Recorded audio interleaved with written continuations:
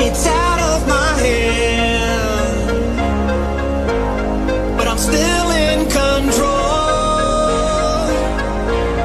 It's out of my hand. You can never take away the power of my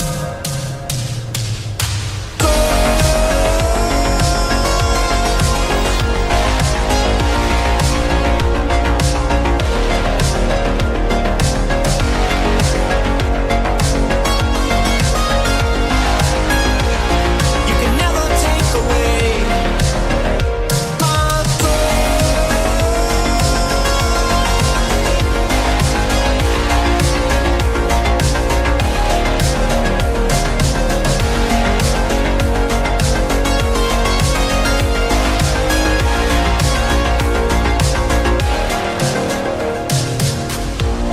It's out of my hand, but I'm still in control.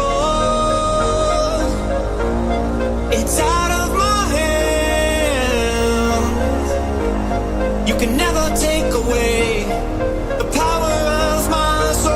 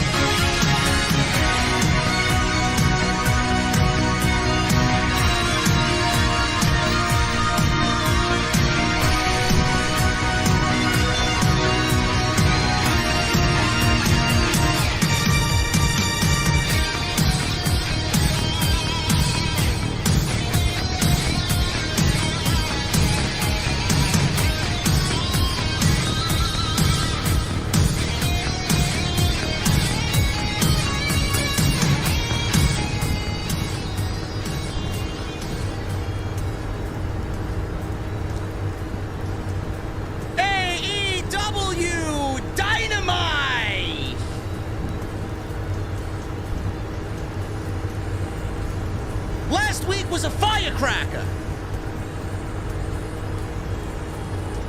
This week was a little bit better. We got some story development on this show. Some good, some bad. A women's division that clearly they still don't give a shit about no matter who comes in here. A predictable main event. They righted some wrongs from last week. And we got the Devil and his accomplices to end the show once again with speculation running wild on who the Devil really is. Who is it? Is it Wardlow? Is it Britt Baker?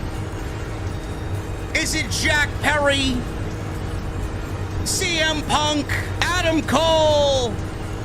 Who is it? I don't know, but I'm enjoying the hell out of it. Anyway, we're going to talk AEW Dynamite and what I thought was a good show tonight. Jesse's in the venue. He's got a cold beverage waiting for me. I got another cold beverage right here that I didn't even finish yet. Thanks, Jesse. Tonight we're going to my mother's basement. Beverages are ice cold. The energy, I feel it already. And when I get there, I'm going to ask one very, very important question. And no, Ric Flair does not have any energy drinks sold at the venue. What the fuck are you guys drinking? I'll see you over there.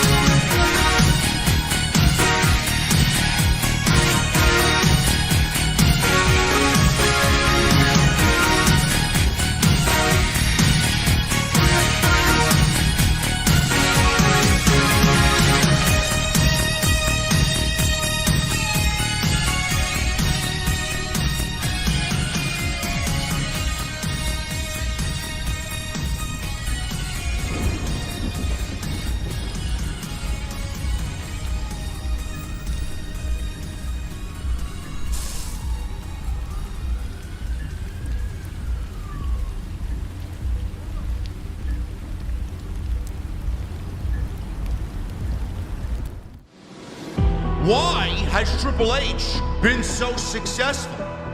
Why is Triple H running WWE better than Vince McMahon and Bruce Pritchard on Monday and Friday night? Long-term booking.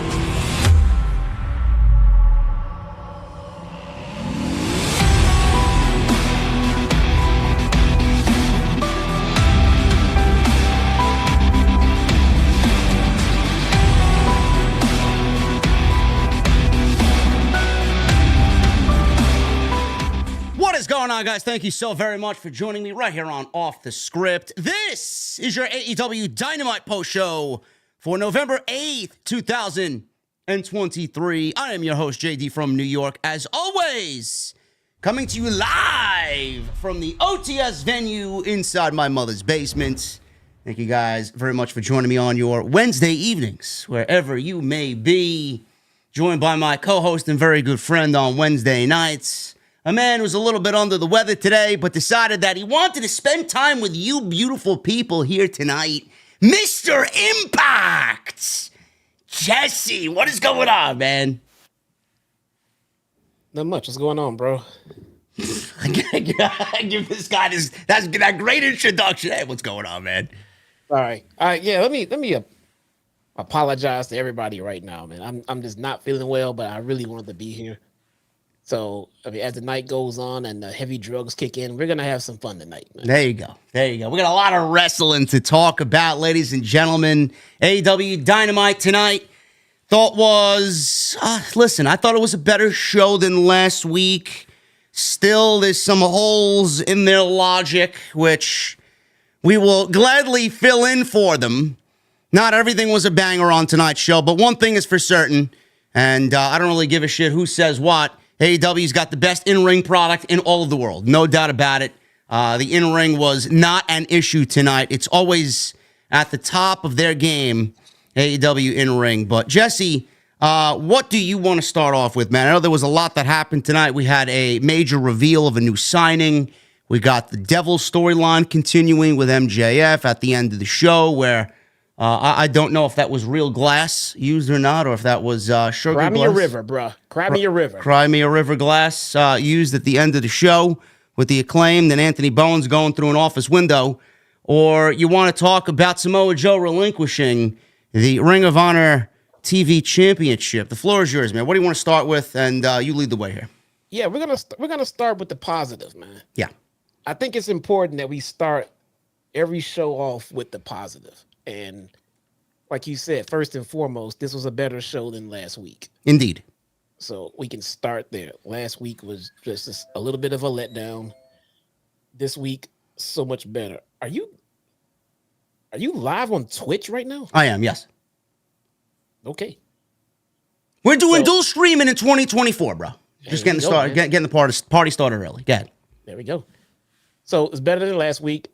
The spot with Joe dropping the TV title, that was unforeseen, a little bit of a shocker, and I like it. Yeah. I like it. It gets Joe away from that title and hopefully off of the ROH brand entirely, and he doesn't have to take an L. Now, let's make this clear right now. This is not ideal to do very often. I mean, this should be the only time this happens for the year. You can't do this, but certain situations, certain titles, certain people, it works. And all of the boxes check right here for Joe on that one. This was a good call. Fantastic call. Yeah. Samoa Joe, I was thinking during tonight's show while watching him wrestle Keith Lee, which I thought was a very good match. I'd like to see more of Keith Lee as a side note. I really wish Tony Khan would use him and utilize him a little bit more because I do feel bad for Keith. I know he had that illness that he had dealing with, and that kind of debilitated him for a little bit. But I mean, the fact that you got this guy on the roster, he's ready to go, he's healthy to go. I want to see more Keith Lee, and not on Ring of Honor. I want to see him built up on Dynamite. But that's just my personal preference. You may or may not agree with that. But as far as Samoa Joe is concerned, I told Jesse this via text tonight, going back and forth watching the show. This was probably the best creative decision that AEW's made in, I would say, the last couple of months outside the major storylines that we're seeing right now. And the reason is because, A, it gets one Ring of Honor championship off of Dynamite. And you guys know how I feel about Ring of Honor championships on Dynamite. We got our own championships on the flagship show. We don't need any more championships coming over here, as I feel it devalues the championships that you got here on Dynamite and on Collision. Like we explained last week with the Ring of Honor 6-man titles and the Trios titles. No need for that. Keep that shit on the fucking app. I don't want to see it. That's one positive. Number two, this moves Samoa Joe away from Ring of Honor. Samoa Joe is a fucking top-tier elite talent. He should be on Dynamite, where the fucking big boys play. And he's going to be in the World Championship mix. That is where he needs to be. Yes. And like I said before, Jesse, I was watching this and I'm thinking about Samoa Joe, where he came from. He was great in NXT Black and Gold. You and I know that. We watched him with eagle eyes there. He made the main roster. He didn't really have the same impact. You know, him doing this right now, he's doing the best work of, I would say, the last 4 years of his career. No doubt about it. Happy to see him do what he's got to do. Happy to see that he's healthy. Happy to see him put those rumors to fucking bed that he could not go anymore and that he's injury prone. He's working just as hard now as if I've seen him in the last 4 or 5 years. So he is doing fantastic work, and I think this is a great creative decision. So kudos to Tony Khan and the creative team for making this decision. And like you said, Jesse, perfectly, he gives up that title He doesn't have to be beaten, which is going to keep him strong into the championship chase with MJF going into World's End. Love it. Yeah. This was a really, really, really great move. It like I said, it checks all the boxes, man. It gets Joe where you need him. Joe, it seems that he's being repositioned from what maybe, I don't know, maybe he was probably going to do before Adam Cole's injury. Joe was being built up to be the mega heel of AEW. And at this course, if they continue, he will be in prime position to be the one to dethrone MJF. He could be the one to dethrone MJF. If he is the one to dethrone MJF, I don't have a problem with it being Samoa Joe. I don't have a problem with it being Adam Cole either. I think if Adam Cole is really the devil, which to me, that's the way the story should go. I mean, I don't know how long he's going to be out. If he's really injured, if he's injured, but it's not as bad. I don't know what the fuck's going on. That's the beauty of pro wrestling. You don't really know what the fuck's going on. And AEW usually likes to, put a blanket over everything and fucking pretend like it's not there. But that's the way that it should be. But if Joe ends up beating MJF, I have zero problem with that whatsoever, because he's legit and he brings that sense of legitimacy that we said he did bring to WWE here, and I love to see it. Absolutely, man. I think this Adam Cole injury, this latest injury, has to be. It feels like if you ask TK, has to be the most devastating injury he's had to deal with, even more than when Punk got hurt, because it seems like he had all his ducks in a row, everything laid out, and knew what he's going to do with the main event scene. And two people were intricate in that. It was Cole and MJF. He had to do a lot of derailing, a lot of diverting rather, and it seems like Joe was going to help fill in that void, which is fucking great, man. It's amazing how Adam Cole and the injury, there's so much surrounding it. Is it real? Is it fake or work? I hate using the word fake. I apologize. Is it a work, or is it real, but it's not really as bad as AEW really made it sound? And what we heard from Britt and Adam Cole and everybody kind of being in on it. We talk about World's End.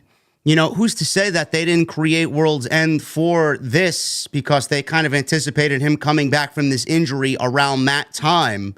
A lot of people are going to attribute that to being, AEW just adding another pay-per-view because they're going to the app and they're going to move to 12 pay-per-views per year. Who's to say they didn't create the show surrounding this storyline, specifically for this storyline to play out at World's End? I do think, and I've said this for weeks now, I do think that name was chosen for a very specific reason. That's a very just in-your-face, like, kind of eyebrow-raising name for a show, World's End. Something, you just kind of get a feeling that something's going to happen there, and we're going to get some sort of payoff there, whether it's the devil or the MJF, contract situation going into 2024, free agency, quote unquote. But I have no problem with what's going on here. Even in the aftermath, Jesse, with the injury and Adam Cole going down, there's been a little bump in the road. Last week was fucking awful. I don't know what they did with MJF. They made him feel and look like a pussy last week. Today they righted that ship. They fixed that. He was stern. He was aggressive. He went out there and knew what he needed to do. He knew what he had to do. He didn't back away from anything. He went against the Bullet Club 4-on-1. What'd you think about that situation? Because I know that was one of the big talking points last week. MJF came off like a pussy looking for partners. He's got no friends. And he scissored at the end of the show, even though Jay White walked out with the championship. He got pinned clean as a whistle last week. They righted that ship this week. What'd you think of that? Yeah, this was a much better presentation of MJF than last week. Look, everybody's going to have to show some kind of, vulnerability. And I understand that. But last week's presentation of MJF was just too soft. Yeah. Especially with his demeanor and his charisma and everything else. It's not believable he'd be walking around backstage sad and downtrodden because he can't find a fucking partner. So it just did not make any sense gimmick-wise. This week was much better. He's still at the same problems as last week. He's still trying to figure shit out. but he's not looking like a fucking pussy as he's doing it. You know, I mean, he knows what he wants to do. He's got his head on straight. You know, until the end, he got flustered by the beat down, on the back of the Acclaim, but that's fine. He does not look weak this week, and I think that's important, man. At all costs, you got to keep MJF strong. He is literally your anchor right now. He is your Roman Reigns. He needs to be kept just as strong for the time being right now. Yeah, I agree. Everybody knows that for a fact that he is the crown jewel of this company. And I did not like the way that he was presented last week. Perception is everything.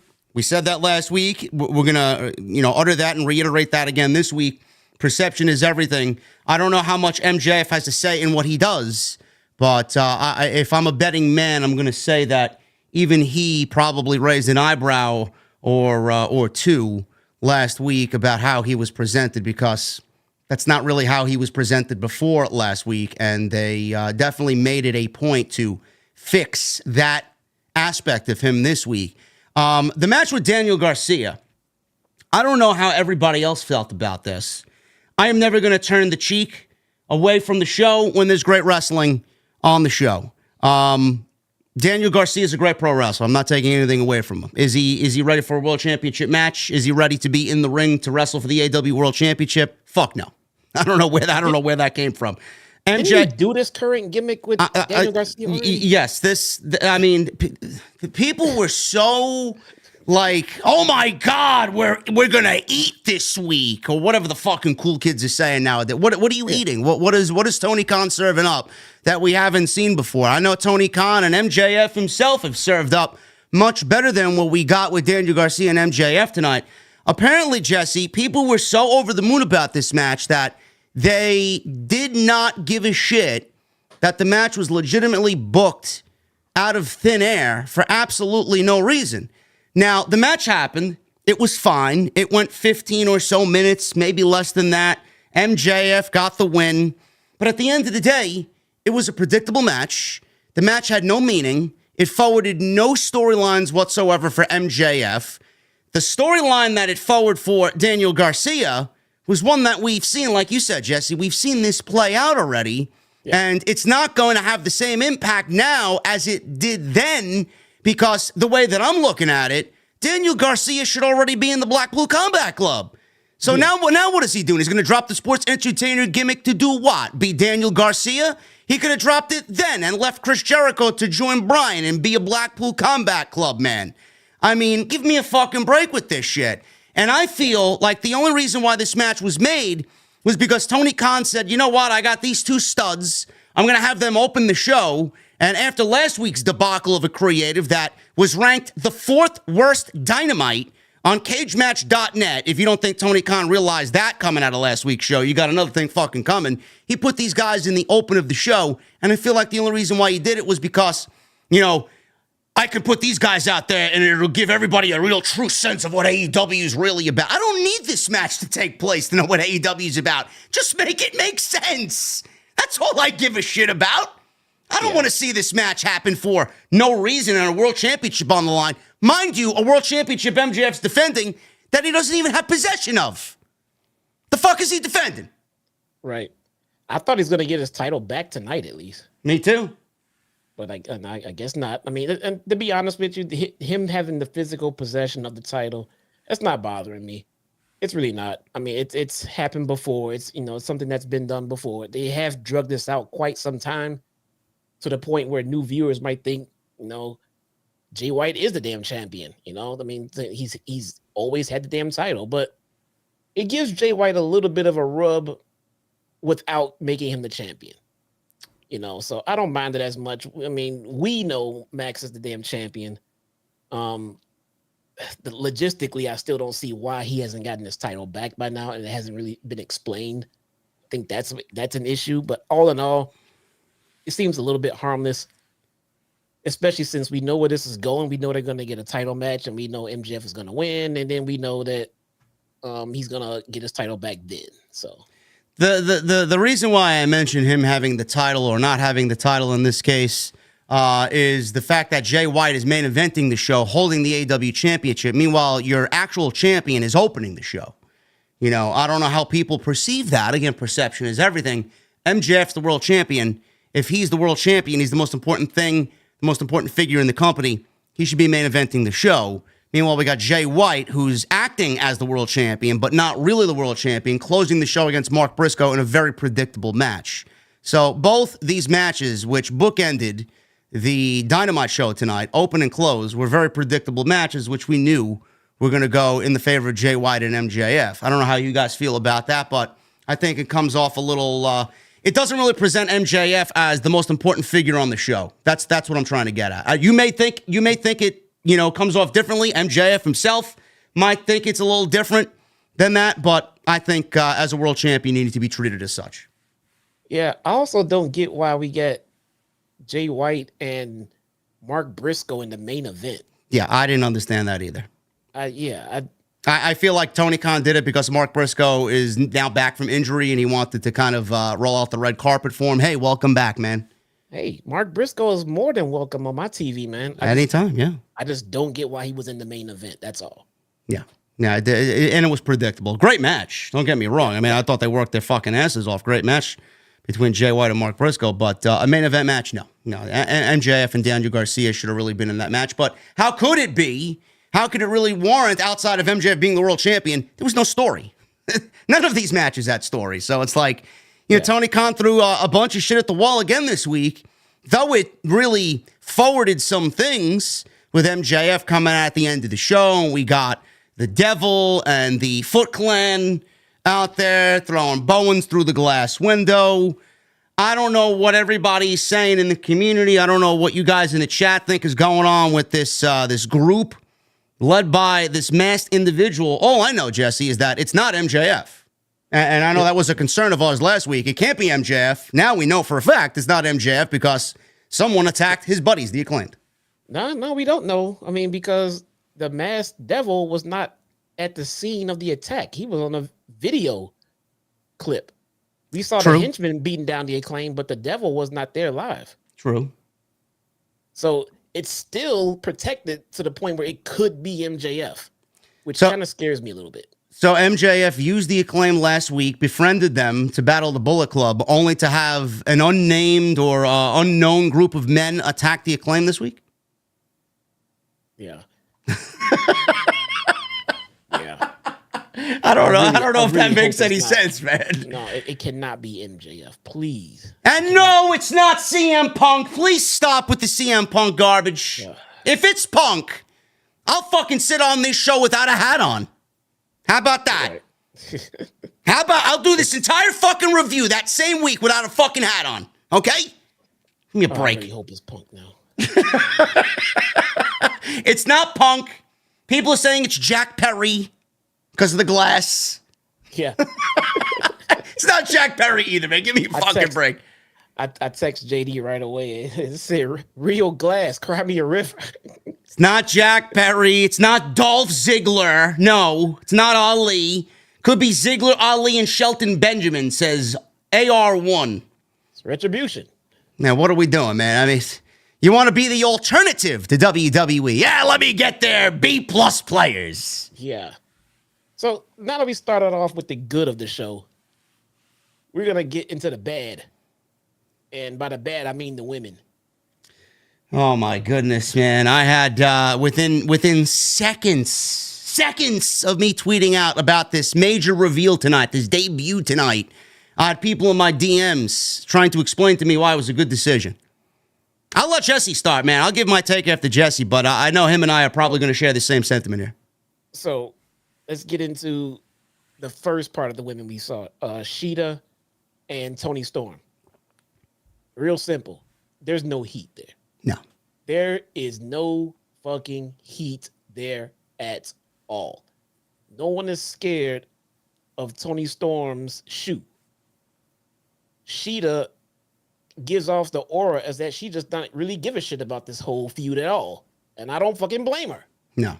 All right. So that has no heat. Now, next, we get Julia Hart in a match. Fantastic. Great. Love seeing Julia Hart. Man, she's looking so good lately, man. I am really impressed with the entire presentation and what Julia Hart has been doing, man. She is flowing like a fucking pro in there.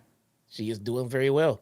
I mean, I remember from her times on Dark, where she stopped going out there and just trying to do a whole bunch of moves that she learned, and she started doing the moves and the sets that played into her gimmick a little bit more. Yeah.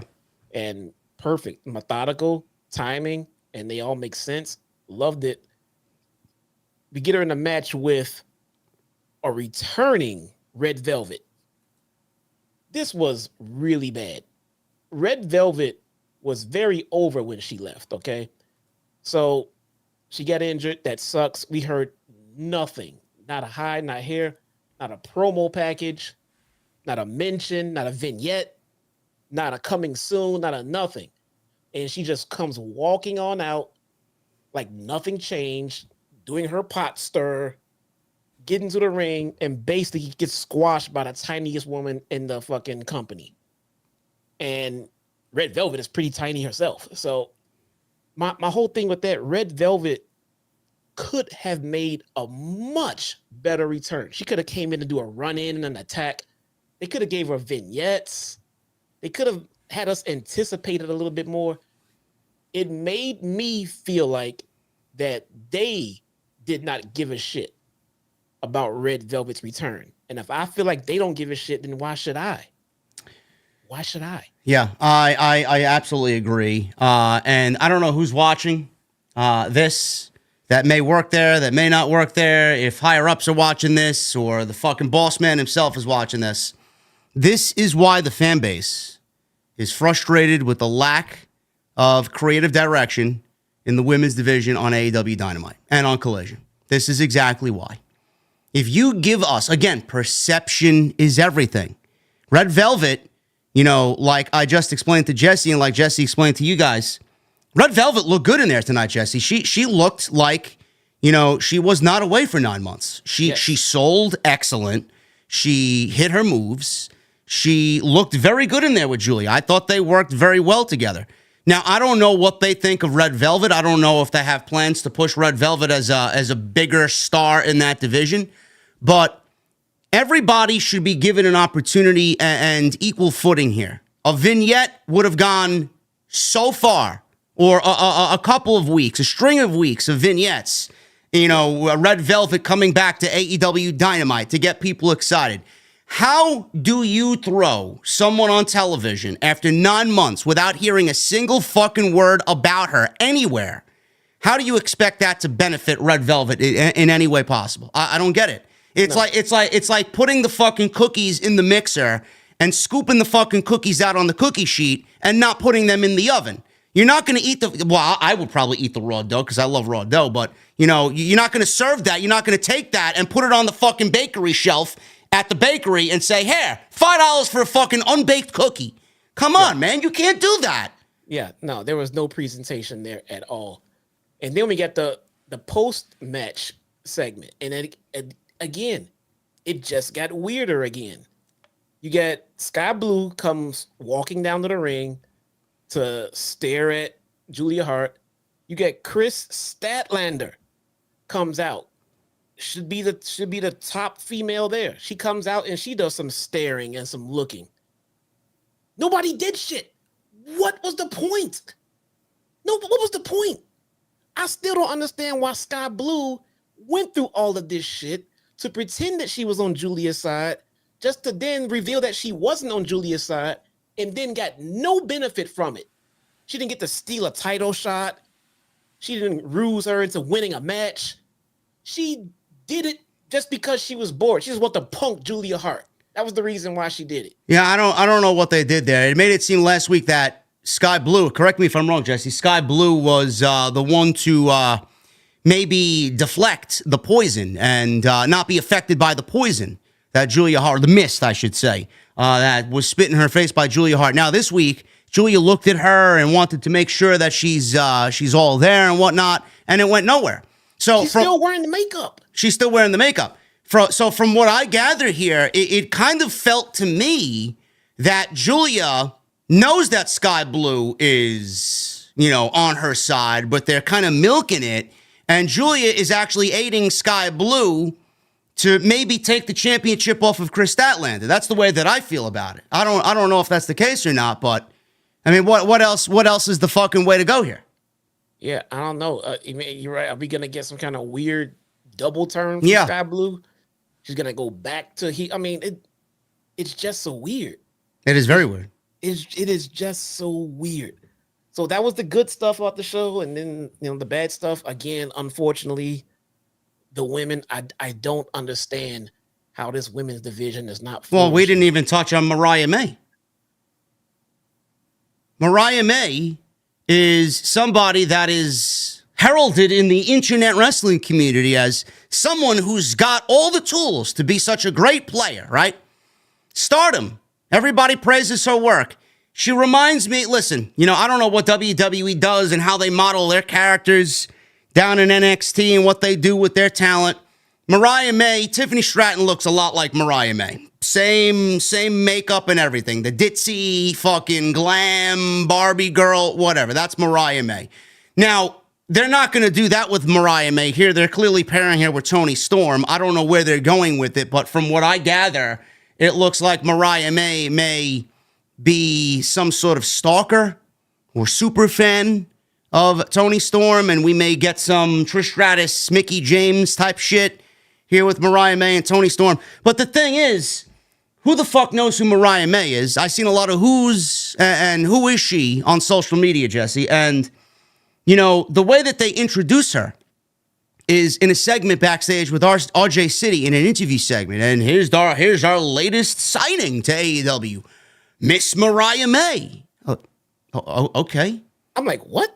Don't you think some cleverly shot vignette that, I don't know, maybe includes Toni Storm in the world that she's building? Maybe you include her in there and you get that kick-started that way instead of RJ City interviewing her backstage to absolutely no reaction, ice cold. Here you go. Here's your fucking first TV appearance in an interview with RJ City. What the fuck is that? That's all I'm saying. There's got to be a better way to do that to introduce a new character. Now, great, you're pairing her with Toni Storm. Fantastic. I'm sure she'll get over. But at the end of the day, it just came off as if, like Jesse said with Red Velvet, like they don't give a shit. Like it's almost as if they put no effort into it. I know where they're going with it, but you got to start somewhere. And tonight is not where you want to start. That's not the way I would have did it. No, I'm going to pick out a chat in the tweet by Zero Kaiba. It says, timeless Toni Storm, best part of AEW. I disagree with Jesse's take on her gimmick. Now, let's break all of that down. First off, wait a minute. When did you say Toni Storm's gimmick is? Thank you. I'm glad someone else caught that because Zero has zero comprehension skills right about now. We've done nothing but praise Toni Storm. What are you talking about? Yes, and Toni Storm's gimmick is not the best thing in AEW right now. That is completely false. Start there. Second of all, I never said I didn't like her gimmick. I said this match has no heat. No, the match has no heat. It's amazing how people will take what you said and twist it into what they wanted to hear. I don't get it. So Mariah May came out. Mariah May, sorry. She came out and I had a couple of people ask me what I thought about, her debut, including you. A few people in text asked me about, and my response was, it was literally, who is this bimbo? Who they presented her in a god-awful way. God-awful way, man. Like you just said, vignettes would have helped. Some kind of anticipation would have helped. Maybe some kind of run-in. Maybe she could have returned with Red Velvet at the same time or something. I don't know. But this with RJ City and just, you're in AEW now. You're signing women and you are not booking the women you have correctly. And you're not signing someone that's going to be a game change. Now you have another body that you have to try to figure out something to do with because she does not come with her own built-in story. She's not Mercedes. Mercedes come in, she can build her own goddamn stories. I don't know. I don't know why we didn't take the more subtle approach with Mariah May. Clearly, not everybody's going to know who she is. You know, I would have built vignettes around the whole Toni Storm act and her being this super fan. I'm not saying we needed to throw her out on television. I would have never done that either. That would have never even been a thought in my mind if I was on the creative team. What the fuck are you going to throw her out there in front of a live audience for? Nobody knows who the fuck she is. You know, but build her up in a vignette or something, you know, and integrate her into the whole Toni Storm thing and you know, keep it like low key. Like, who the fuck is it? Who's this other blonde? You know, and then play it out at the pay-per-view. Help her win the fucking championship from Shida. You know, yeah. I don't get it. Like, what are we doing here? Yeah, someone Theme Park says she's very talented. I have heard that sentiment from a few different people that she is really good at what she does, and I'm interested to see her work in the ring. But the way they presented her right now, I don't give a shit. You know, I just don't give a shit. I don't want to put my conspiracy theory hat on here, but I'm gonna give you guys something that's kind of working in my mind right now. You know, where were they tonight? Portland? I think they were in Portland, Oregon, right? They were somewhere in Oregon, whatever.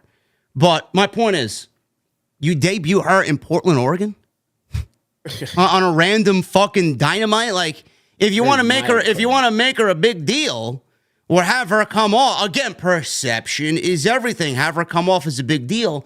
Why didn't you wait till Full Gear and do the vignette thing? We got 3 weeks. I don't know what the fuck's the rush. I have a feeling that Tony Khan put this poor woman on AEW Dynamite because of a multitude of reasons coming out of the other company. We got Kairi Sane showing up on Saturday at Crown Jewel, and we got the rumor of Julia and Triple H heavily going after Julia, where there's reports that she's going to be at the Performance Center within a month, which we know is not the case because Meltzer said she's not there until March, at least, if that's the case. So I don't know what the rush was to get her on TV, but I kind of feel like Tony Khan, in his typical way, you know, made a spur-of-the-moment, you know, decision and said, Portland, Oregon is where we're going to debut Mariah May. I hope that's not the case. I really genuinely hope that is not the case here. I don't know how you feel about that. No, there was absolutely nothing positive about Mariah's debut tonight. People have already forgotten it. Oh, I mean, that's the problem. Bad. If she's a killer in the ring, that's great. I can't wait to see it. But now she's already working uphill. She's already trying to come back from this very lukewarm debut. I mean, this was like Big Show St. Valentine's Day Massacre debut bad. It was just bad. I mean, they could have done better, but more importantly, she's being thrown into the fire. This women's division is already sinking. What is she gonna do? But how are you gonna push her? And we're not seeing enough of Chris Statlander. We're not seeing enough of Athena. We're not seeing enough of Mercedes Martinez. We're not seeing enough of the fantastic women that you have. You're gonna bring me another one and try to get me invested in her too. Where's Thunder Rosa? I don't know. Thunder Rosa's on Instagram lifting fucking weights, doing squats with the fucking bar. Where is she? She was going to the back to talk to Poppy Khan. Listen, you know, they can get anybody they want. They could bring Mariah May in. They could bring fucking Mariah Carey in. I don't give a fuck who they bring in. You know, Mercedes. They could bring in Mercedes. People were like, well, Jamie Hayter didn't get over immediately. She worked her way up there. What's the big deal? Yeah, but Jamie Hayter was immediately paired with Britt Baker. Right away. And Britt Baker was the hottest act in the fucking company. And still, Jamie should not have had to work her way up from where she was. They'd have debuted her better. She would already been at least mid-level. It was a bad debut. Same thing for this one. It was just not an exciting debut. And a debut is supposed to be exciting. You could have been giving us vignettes for the last 4 weeks. Who is this person coming in? Who is this person coming in? Oh, there she is. Okay, let's see what she's about. Let's see this is. I just turned my head, got a drink of water, came back, and she was on my TV with RJ City. I said, who the fuck is this bimbo? Who is this? Why is she here? Where did she come from? Does she have a backstory? I'm sure she does.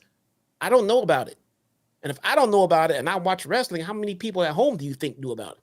I don't know. Alamo in the chat. Look at this guy. Why do we come up with these ideas and it seems like it's more effort in the fucking chat than it's from the AEW creative team? He says, have her at a movie theater watching Tony Storm's silent movies. Something. Anything. Ah, here's our newest signing. RJ City says, Mariah May. Okay. Mariah May, thanks for coming. You look great. Who the fuck are you? Or maybe last week, Tony Khan wanted to announce that All In was going on sale in December for a fucking show that's not happening until August. Maybe if he wanted to make a big splash with the new signing, here, our big announcement. We signed acclaimed superstar from Stardom, Mariah May, and Nigel could have introduced her and interviewed her last week. That would have been a bigger announcement than what he did last week. Something. If she is as good in the ring as people are telling me, the vignettes didn't have to be anything special. They just could have showed us a quick little 30-second highlight reel of some fantastic spots from her from Stardom or something like that. And then make us say, ooh, man, I can't wait to see her in the fucking ring. Yeah. Look at that shit. Man, she's a killer. No. I don't know, man. Listen, we're going to get into the show. We're going to break down the rest of the show tonight. We got Kenny Omega and Chris Jericho against the Young Bucks, official for Full Gear. We'll talk about that. We'll get into the rest of the show here. Sting and Darby Allin were on the show tonight as Sting continues his world tour. No Ric Flair, thank Christ. No Ric Flair on the show tonight. No big show. We got pro wrestling. We got some stories. We got some logic gaps, typical AEW nonsense. We'll get into it right now on the post show right here on OTS. I want to thank you guys for joining me on the show. I want to thank you guys for joining me and Jesse here tonight on Wednesday night. Follow me on social media at JDfromNY206, Twitter, Instagram, TikTok, and Cameo. Hit that subscribe button down below. Turn on the bell for notifications. Make sure you guys go out and check out all the other content on the channel, including last night's tremendous Tuesday Night Titans, myself and Andrew Big Dalla, episode 21. We talk about a whole variety of topics, including the NXT brand now moving to the CW network. Also, follow Jesse on social media at Chi-Town Smark, and go subscribe to his YouTube channel as he covers Impact weekly. What's going on with Impact, man? So last week they did their overseas tapings, and it was kind of a letdown because I was waiting for them to get into the Chicago post Bound for Glory taping where we got Will Ospreay in matches and everything like that.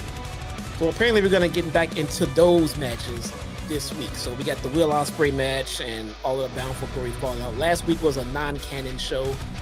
It was much like a Crown Jewel, how those shows used to be, was just no storyline, or a house show. So this week we're gonna be getting back into business. I can't wait to see Ospreay. I think he fought Eddie Edwards, if I'm not mistaken. Oh boy! And I hear it was a damn good match too, man. So we got Ospreay lurking around. We got, Shelly, and we got some stuff going on. They're still getting ready for the TNA transition coming up next year. And that's what I'm waiting for to relaunch my channel. I'm going to wait for the TNA rebrand. So join along if you would like to. There you go. Make sure you guys get those super chats in. We love the support, so get them on in. We'll hang out at the end of the show. Last call, as always, here in the OTS venue. Memberships are open as well. Get those memberships in. And tonight's show is sponsored by my great friends over at DraftKings. DraftKings.com. You guys know the deal, man. Always showing love to my guys over at DraftKings. Let's kick it off. Before we get into the Dynamite post, let's kick it off with some DraftKings right here on Off the Script. What is going on, football fans? We are in the midst of the NFL season, and I'm still holding on to hope that my favorite team will be in the playoffs this year. I'll even place a bet on that. Tonight's show is sponsored by DraftKings Sportsbook, an official partner of the NFL. And right now, they have an offer you guys do not want to miss. All customers get a no-sweat bet on any same-game parlay or same-game parlay X. All you have to do is download the DraftKings Sportsbook app and use that promo code JD from NY. If you're a new customer, DraftKings has got something extra special for all of you. New customers who bet just $5 will get $200 back in bonus bets instantly. If you guys are already signed up for DraftKings, you can get a no-sweat bet on any same-game parlay or same-game parlay X bet. If your bet does not hit, max wagering limits do apply. Are you a fan of your alma mater or your favorite hometown team? You guys can combine multiple bets together for a shot at an even bigger payout. Download the DraftKings Sportsbook app and new customers use promo code JDfromNY. Bet just $5 and get $200 back in bonus bets instantly. Once again, that's promo code JDfromNY only at DraftKings Sportsbook. Man, you guys are crazy, man. How did I change my shirt so quickly, man? Like, snap of a finger, man. I'm a fucking wizard. What can I tell you? There you go. DraftKings.com. Make sure you guys go and do what you got to do, man. Use that promo code JD from NY. Love my guys over at DraftKings. Dynamite. Tony Schiavone was standing backstage starting the show tonight. And said tonight MJF would defend his AEW World Championship against Daniel Garcia. MJF walked in, all smiles. He asked Tony Schiavone, "How are you doing, you fat old prick?" There you go. Glad that feud, man. Long-term booking. Long-term booking with Tony Schiavone. It's not the only long-term booking MJF's doing lately, man. I'll keep his social media escapades to some other geek who wants to talk about that. His love life, his relationship, whatever. You guys know what I'm talking about. I don't give a fuck. Happy for him, though. Anyway, Schiavone asked about him getting pinned by Jay White. MJF said, all it takes is 3 seconds to end the title reign. MJF said, White should savor that because it won't happen again. So Adam Cole texted him. MJF answered the phone and then linked his call to a monitor that was conveniently right there in the room next to him. MJF looked at Cole on the screen. Cole said he is worried about him. He told him if he wants to win the match, he really has to take Samoa Joe up on his offer.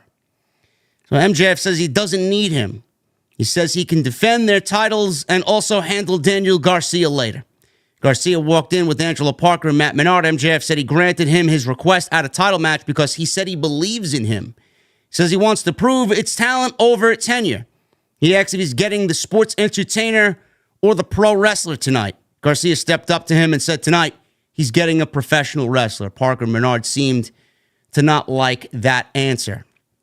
So Adam is still on the big screen, and Roddy comes rolling on in. Adam! Yelling. Love it. She's yelling at him. He was wheeled in by Matt Taven and Mike Bennett. Strong told MJF that he's a wrestling legend and he could easily give him some tips. MJF said he was a legend and now he's a jerk. So he walked away. So Cole began talking to Roddy there. What are you doing, bro? And Strong said, that's something the devil would do, man. I don't believe he walked away from you again like that. Cole then disconnected the call. So Strong turned to the camera and said it's time for him to remind everyone exactly who he is. Is Roderick Strong the devil? What does that mean? It's a good possibility. He's supposed to be incapacitated in a wheelchair. If he's up conducting beatdowns, that's a little bit of a shocker, I guess. But yeah, I mean, is he the devil? Is he the devil? Would it be the most exciting devil reveal? Probably not. No. Be better than MJF though. It would be better than MJF. I think Adam Cole. I mean, even if it's Adam Cole and it's predictable, Adam Cole's still the best choice here because that's the long-term story, and I'm going to take LTB over anything else. Yes, Adam Cole is the devil, as the devil is the absolute best option. No matter you can see that coming a mile away. Makes sense. If it is CM Punk, like people in the chat continue to say, I will wear no hat on this stream for 1 week. Okay? Maybe 2. That's how confident I am in it not being CM Punk. I don't know, man. A few weeks ago or a few months ago when this shit was all unfolding, you were sitting there saying, this is all a work. Well, listen, I still think Adam Cole's injury is slightly a work.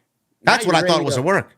Now you're ready to risk it all in a CM Punk versus Het situation, man. What are you doing here? I think CM Punk is going to WWE. That's just my prediction. You don't watch there, so you don't have to deal with him. As long as you're not going to the impact zone. No, I gotta tell you though, man. And I don't really care who I trigger right now. I'm all mitted up and fucking. I seriously feel like, and I'm gonna end this Punk talk. I hate talking about Punk. I'm gonna feel like he will be the absolute biggest hypocrite in the history of all pro wrestling.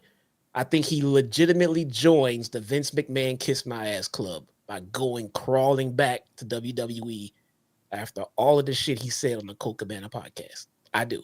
I sincerely do. That's something he's going to have to live with for the rest of his fucking life, bro. He's got to lay his head down next to Larry and next to April and crawling back and live with that regret, you know, and how he let everybody down. Yep. I'm sure he's already concocting some lame excuse as to why he did what he did, but we'll see. Professionally, it's the best move for him. Professionally, it's the only move for him. Yeah.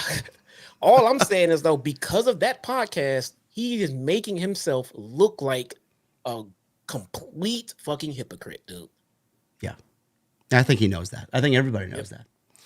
MJF and Daniel Garcia, they open the show tonight.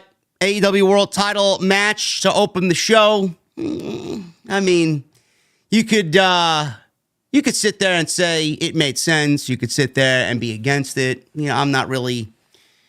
I didn't really mind. I didn't care. But at the end of the day, I don't like to see the World Championship open the show. I don't. You know, that goes for, Roman Reigns. Would you ever see Roman Reigns open the fucking show with the World Championship? You know, we're talking about MJF being on that Roman Reigns level. And he's, he did it once. He did it once. I mean, it's fine. But you don't see Roman doing it. No. You know? You see Seth Rollins doing it. No. And MJF is better than Seth Rollins. Come on now. Yeah, the match order here was a little confusing to me. Yeah. But we did manage to get the women in that same death spot. Of course. I mean, that's their spot. There you go. 9:15 to 9:30. MJF, Danny. Wait, hold on. Someone says, this is your audience, bro. Well, Cody is a hypocrite too. Show me the Cody Rhodes podcast where he talked about how WWE ruined his fucking life, hated him, tried to have him killed damn near with the staph infection. Find me all of that, then I'll say I agree with you. Otherwise, I think you're crazy. Cody's a hypocrite for what reason? Because he wanted to go back where his bread and butter was and live up to his family legacy. So are we sliding the man from wanting to make his deceased father proud? I don't understand that. At the end of the day, I mean, let's be honest. WWE is a better fit for a gimmick like Cody Rhodes right now. If we're being honest, where would Cody Rhodes be right now if he was with AEW? Not main eventing WrestleMania. No. 2 years in a row. The fuck do you want? It was the best move for him. It was the absolute best move for him. He made a bigger name for himself, made himself valuable, went back there, and I'm sure he's making a shit ton of money that he was not making before. No. And he didn't go out there and do a 2.5 hour podcast talking about all the horrible shit that WWE did to him. Punk did. You know, and who's to say, you know, how much of that creative role Cody had in AEW and what Tony Khan took away from him, you know? So why stay there if he was getting his power taken away from him when he can go to the other team and main event WrestleMania in his first year back against Roman Reigns? I don't know. You choose. What do you want? You want your balls snipped by Tony Khan? Creativity thrown out the window because Tony Khan wants to handle everything? And you're upset that Punk is there and your star is not going to be as big because Tony's going to put all his eggs in the Punk basket? Or do you go to WWE and main event against Roman Reigns, the biggest WrestleMania ever? What do you do? Yeah. I think the answer is pretty fucking simple. It was the best move for him. He smashed the Triple H throne. So fucking what? Who cares? Who cares? He did not go on a 2.5 hour podcast saying that, oh man, they fired me on my wedding day. They made me work with a staph infection. I had to go work overseas. I hate this company. I will never fucking go. And here we are, 2023. What are we looking at? What are we talking about? What's the biggest news right now? He is a fucking hypocrite if he goes back. He will literally be joining the Vince McMahon Kiss My Ass Club. Now, this is a comment here. Cody's not a hypocrite. He's a turncoat. Listen, I've been saying it for the duration. If you want to feel like he turns his back on AEW, that's on you. I don't give a shit either way because I don't have an allegiance to one show over the other. I don't care. No, I don't. I mean, I don't have a problem with Cody, man. I think Cody did what was best for him and his family. I think Cody's ended up seeing the writing on the walls backstage, and I think him and TK bumped heads on a lot of things, and he decided that it was time for him to go in his contract. I don't think there's anything wrong with that. He didn't leave on horrible terms. No. He can come right back if he fucking wanted to. And you know what? Tony Khan would fucking absolutely take him back in a blink of an eye. Yeah. That's not it's not a big deal. Cody made the people got to remember, man, these people don't work for one company forever. Yeah. They might want to go and do a New Japan or WWE or AEW. It doesn't make you a turncoat. You know, if you ever worked just one job in your whole career, did you change jobs? Were you a turncoat if you did it? I mean, that makes no sense, people. I mean, it's not that serious. That would be like me and Jesse taking this show after being approached by Sirius. Yeah, man, we want your show off the script, AEW. We want you to cover AEW on Sirius. Don't be on YouTube anymore. JD's a turncoat. I don't believe he turned his back on the fans. Like what? He took his talents to Stanford. You can still watch him on your TV. Just change the channel, bro. That's it. Yeah. Anyway, MJF, Daniel Garcia. Very good match. Went about, 15 minutes. Probably went less than that. MJF was working over the arm. He was obviously setting up for the salt of the earth. We go to commercial break. We come back from commercial break. Garcia was trying to come back here. Release German suplex. Sent MJF bouncing into the corner. There's allowed Garcia to do a one-arm dance in the ring. I thought we were not going to get the sports entertainer, but we got it anyway. That's his gimmick, bro. I know, that's his gimmick, the dancing. And then he planted MJF with a brain buster, beautiful brain buster. Garcia got... So, quick question, though. Yeah. Who's the better dancer? Danny Garcia? Or you? Prince Nana? I think I'm going to go Nana. Nana got it going on. I think Nana's got it going on for sure. Swerve and Nana are going to be at House of Glory December 1st. We're going to be seeing the dance live at the NYC Arena. Love to be there to see that meeting with you and Swerve.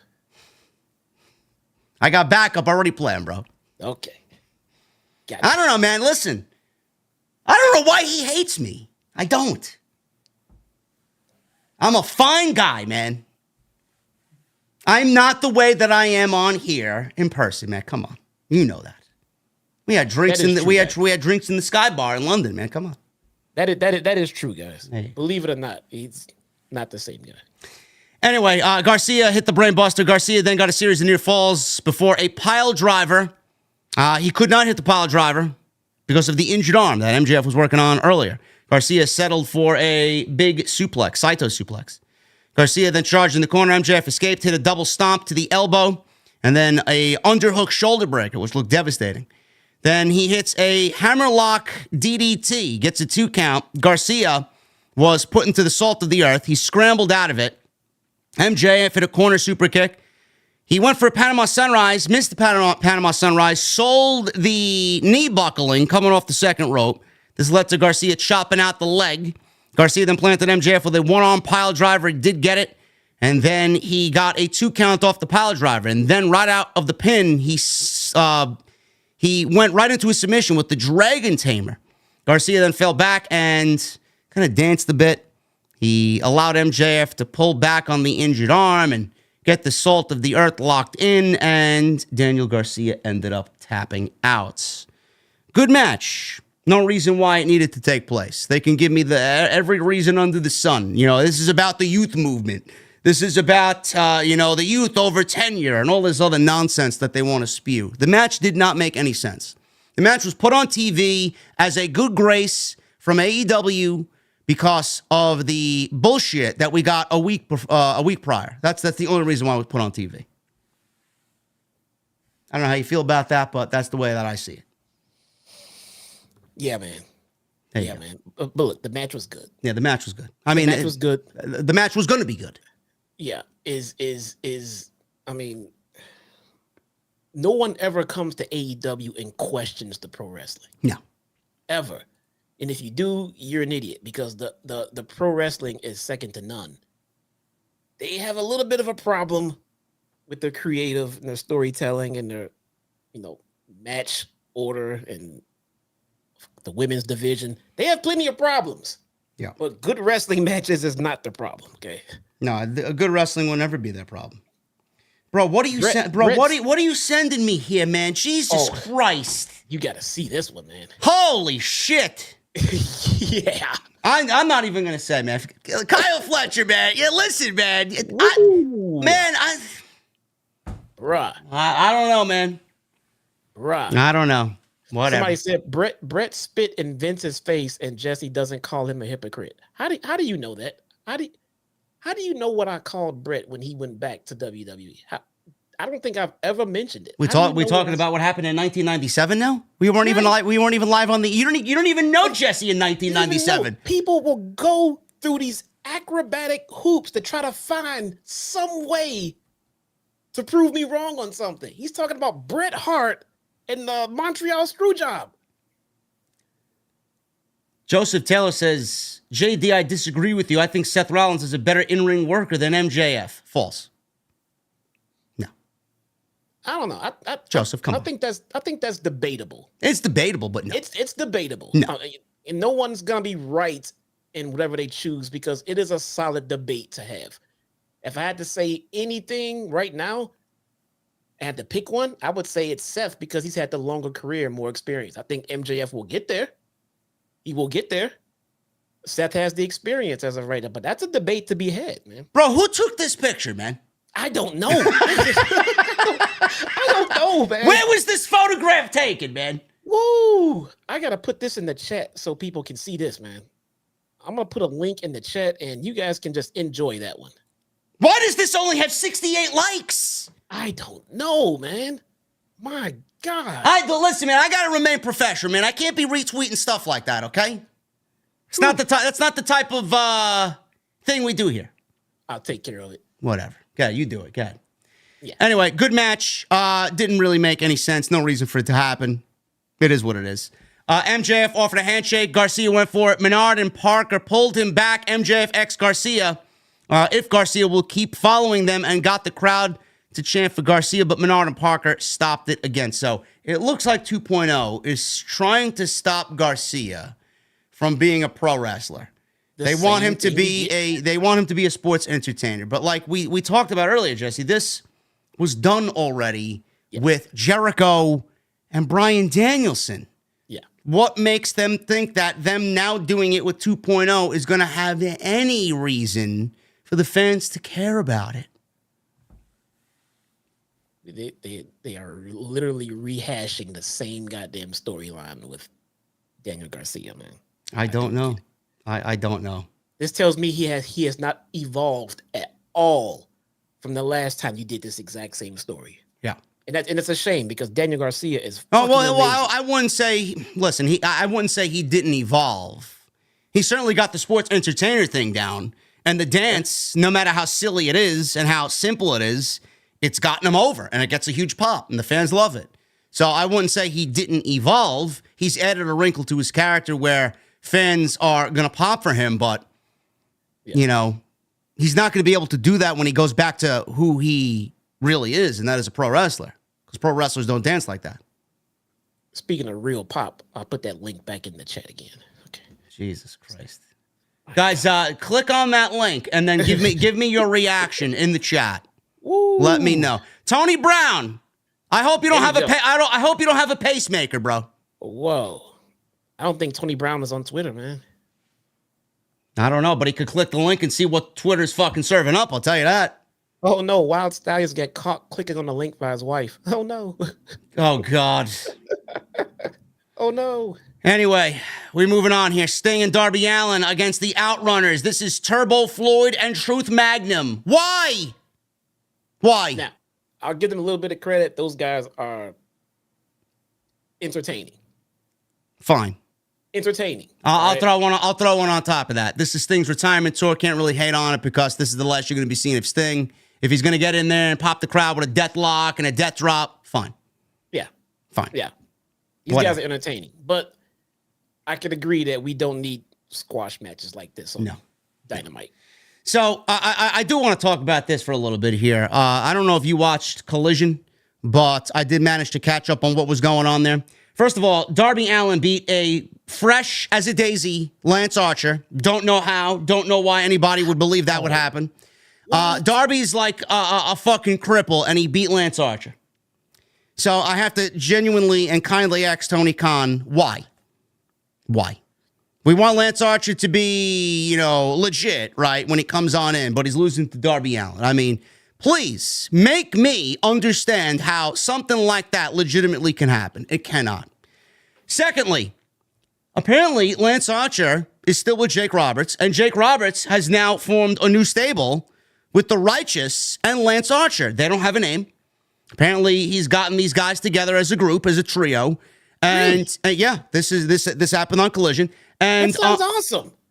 Will you let me finish? Hold on. It sounds awesome. I agree with you. It sounds great. They look fantastic. But the thing is, they're going into a match now against Adam Copeland, Darby Allin, and Sting on Collision.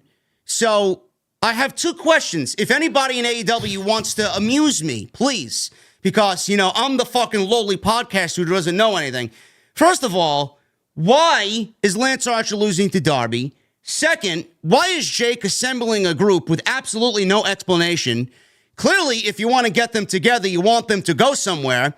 But if you want them to go somewhere, why are you putting them in a match against another trio that is having a major pay-per-view match in literally a week and a half where they cannot and will not lose the match? So you're putting this group together to put them together to lose their first match together.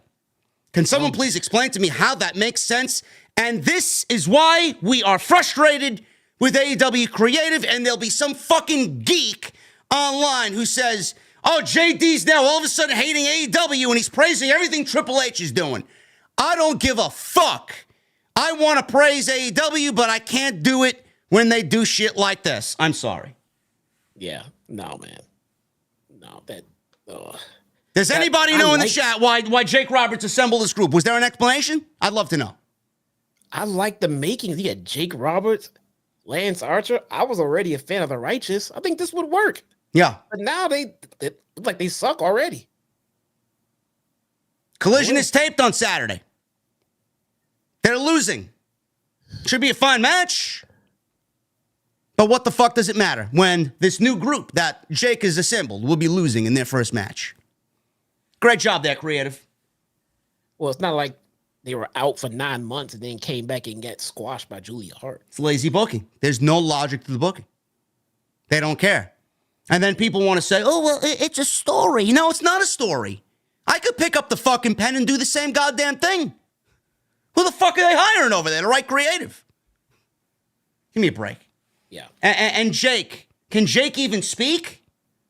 Honestly, we got Jake on TV. We got Billy Gunn as a trio. We got Big Show. We got Jeff Jarrett. Who else are we missing? Who else are we missing? Ric Flair. Ric Flair. I don't know. We are no longer the alternative here, guys. No, we're not the alternative. We're not the alternative to Triple H. I'm sorry. No. Anyway, Tony Schiavone, he's backstage with Shida and Tony Storm. Screen was black and white, clearly for Tony Storm. Schiavone said, don't adjust your TV because it's black and white. Shida questioned what happened to Tony Storm, who said she's still upset about what happened at All In and will become the first 3-time women's champion, and Shida will never have the spotlight. Storm signed the contract for this match at Full Gear, as did Shida, who said what will happen is what will always happen. She'll beat Storm at Full Gear. Storm said, chin up, tits out, and watch for the shoe, which Shida smacked the shoe out of her hand. Ah, that's heat, pal. I've been here like every week saying how I was loving this Tony Storm gimmick. And then the one time I said that this match has no heat, we get somebody in the chat saying I hate Tony Storm's gimmick. What? I'm just still taken aback by it. No, we love Tony Storm's gimmick. Love it. Everything that she's done has been done great. But what exactly is the story here with Shida? I mean, the story that, from what I gather here is, Tony should have went into All In as champion. But it was Shida that went into All In as champion, correct? Did Shida go in I think so. as champion? I think Or was so. it- Yeah, I think so. Yeah. So yeah, that's the story. Tony should have went in at All In as champion instead of Shida. So what really is the story here? Or are we just booking a women's championship match because we need a women's championship match, and that's what we're going with? So she's what? She's like a 3-time champion. She's going for the Charlotte Flair of AEW. Is that what we're doing here? Yeah. Okay. Yeah, basically that's what's happening. Shida's a 16-time champion. Shida, the transitional champion in AEW. Great. That's what's gonna be on her fucking tombstone. Transitional champ, Shida. Swerve with Prince Nana. He went one-on-one against Pentagon Jr., Alex Abrahantes in Penta's corner, and Prince Nana in Swerve's corner. This match was fucking great. I don't know what you guys thought of this match. I thought this was fantastic stuff. These two have great chemistry. Swerve is at the top of his game right now. Swerve. Very top. You know, he's got the attitude. He's got the intensity. This feud with Adam Page is going to take it to the next level. I think this match, number 2, at Full Gear, is going to blow away the first match. And the first match happened in the middle of the show at Wrestle Dream, and it felt like a fucking main event match with the way that they wrestled. Yeah. Imagine what they're going to do at Full Gear, Jesse. This is going to be an absolute banger. And I also question why this match with Penta was taking place, because it's just a random match. Not that I have a thing against random matches when they're this good, but I'm glad to see that they actually played the storyline out with Adam Page coming out at the end of the show. Fantastic match. They forwarded the story. Can't ask for anything more. Yeah, and Swerve should absolutely win again, too. Yes. Absolutely win again. Swerve needs to be elevated, and Hangman is the perfect talent to help Swerve get to that next level in the AEW food chain, man. So that's perfect. 2 solid wins over Hangman. There we go. Swerve is on the way, man. Swerve is on the way up. Yeah. Swerve's going to be a world champion in 2024, my prediction. Yeah. So this match was great. Penta went for a chop. The two started a chop exchange. Strickland stomped on the hand, put a stop to that. Penta fought back with a backstabber that sent Strickland to the outside and cut off a diving Penta in the process on the outside. He sidestepped Strickland, did Penta did a thrust kick and hit a somersault dive going into the commercial. We come back and both men are going at it with some big strikes. Both men countered a made in Penta and a JML driver. So both guys countered each other's signature moves before colliding with one another with a double clothesline for a double down. So we got Penta then hitting multiple sling blades. This was next set up with a fireman's carry, jackhammer for 2. Strickland was sent crashing to the outside as Penta followed with a beautiful springboard destroyer from the ring to the apron. Penta connected on a top rope double stomp, but Swerve kicked out at a 2. Penta then tried going for a float over in the corner, but Strickland flipped the legs on the top turnbuckle, and Penta came crashing down right on the back of his neck. You saw the camera view first from the turnbuckle cam, and then they actually showed the actual replay, and it looked worse in the actual replay. So thank God he's all right, but it looked like a nasty landing for Penta. He was hung up in the ropes. Then Strickland hit a slingshot double stomp to the floor. He missed a 450 splash. Penta got him in a trap, snapped the arm back, Lucha Underground style. He then hit Made in Japan. We got a damn near close 2 count there off Made in Japan. Both guys missed some big shots. Penta then punted the bad arm of Swerve. Strickland countered Fear Factor into a Death Valley driver, and then getting the payback on Penta by snapping his arm. Swerve stomp, connected, and Strickland got the pinfall for the 1, 2, 3. Excellent match. I mean, yeah. Swerve is just putting on clinic after clinic after clinic, man. I don't think he's looked as good as this ever, honestly. No. The gimmick is it. So the gimmick is basically the same as it was when he started in AEW. Yeah. But it just wasn't clicking as much as it is right now. I don't know if it's Prince Nana. Oh, I absolutely think it's Nana. I mean, Nana's great for Swerve, man. Yeah. I don't know if it's just the direction that they've taken with him and it's creative and the way that he's been portrayed and booked, but Swerve looks strong. He looks like a fucking killer. And Nana is out there for the comic relief, and he is entertaining as fuck. They have a winning duo right here. I'm gonna be honest. I don't even think they need the rest of the Mogul Embassy. No, they don't. They just need Swerve and Nana, man. That is the duo right there, bro. At the end of the match, Hangman came out with a steel chair. He hit Swerve on his back on the ramp. Alex Abrahantes and Penta, they're gone. Hangman bashed Swerve again. Security ran out, and Hangman bashed them with the steel chair. Taz says you can't blame them. You can't blame them. And Hangman lifted Swerve and leapt off the ramp with a deadeye through 2 tables down below. Fans chanted, holy shit, holy shit. Referees pulled Hangman back. He had this crazed look in his face, or on his face, and Swerve unconscious through the table debris after the deadeye. I thought this post-match attack was fucking great, and obviously he had it coming because Swerve broke into his home. Yep. It all makes sense. It's all escalating logically and evenly. I like that. I like that Swerve got a beat down here. It further leads me to believe he's gonna win at the pay-per-view. I'm liking this feud. Yeah. This is clearly, easily the best feud that Swerve has had in AEW. Yeah. It's maybe the match of the night on Full Gear. Could be, man. We got, what's his name? Alex Marvez interviewed Jay White with Juice Robinson and the Guns backstage. White says he still has the belt, the Bang Bang belt. He says he watched Collision while on vacation, and he laughed at MJF for bragging about how he's more searched on Google than he is. White said that's down there as his long, drawn-out analogy comparing me to tofu. He said this is Max's world, supposedly, and he'll indulge him. He said maybe MJF's name comes up so high because he always is searching for himself. Well, he wouldn't be the first pro wrestler that searches for himself, let's be real. I think we all kind of search ourselves on social media if we're in some kind of spotlight. I know I do it sometimes. Not afraid to admit that. I don't. He said maybe one day he has his insecurities and he'll be relieved on search returns someday. He says he is truly elite and he'll show it later against Briscoe.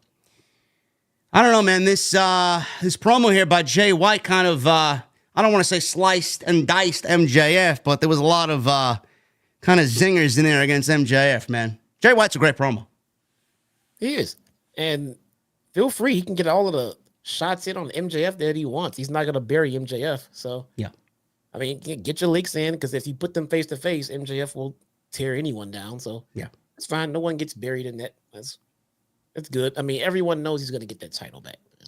So, this right now, this is Jay White's moment to shine. These few weeks that he's had the title and look like a champion and being treated like a champion. I think it's good for his gimmick.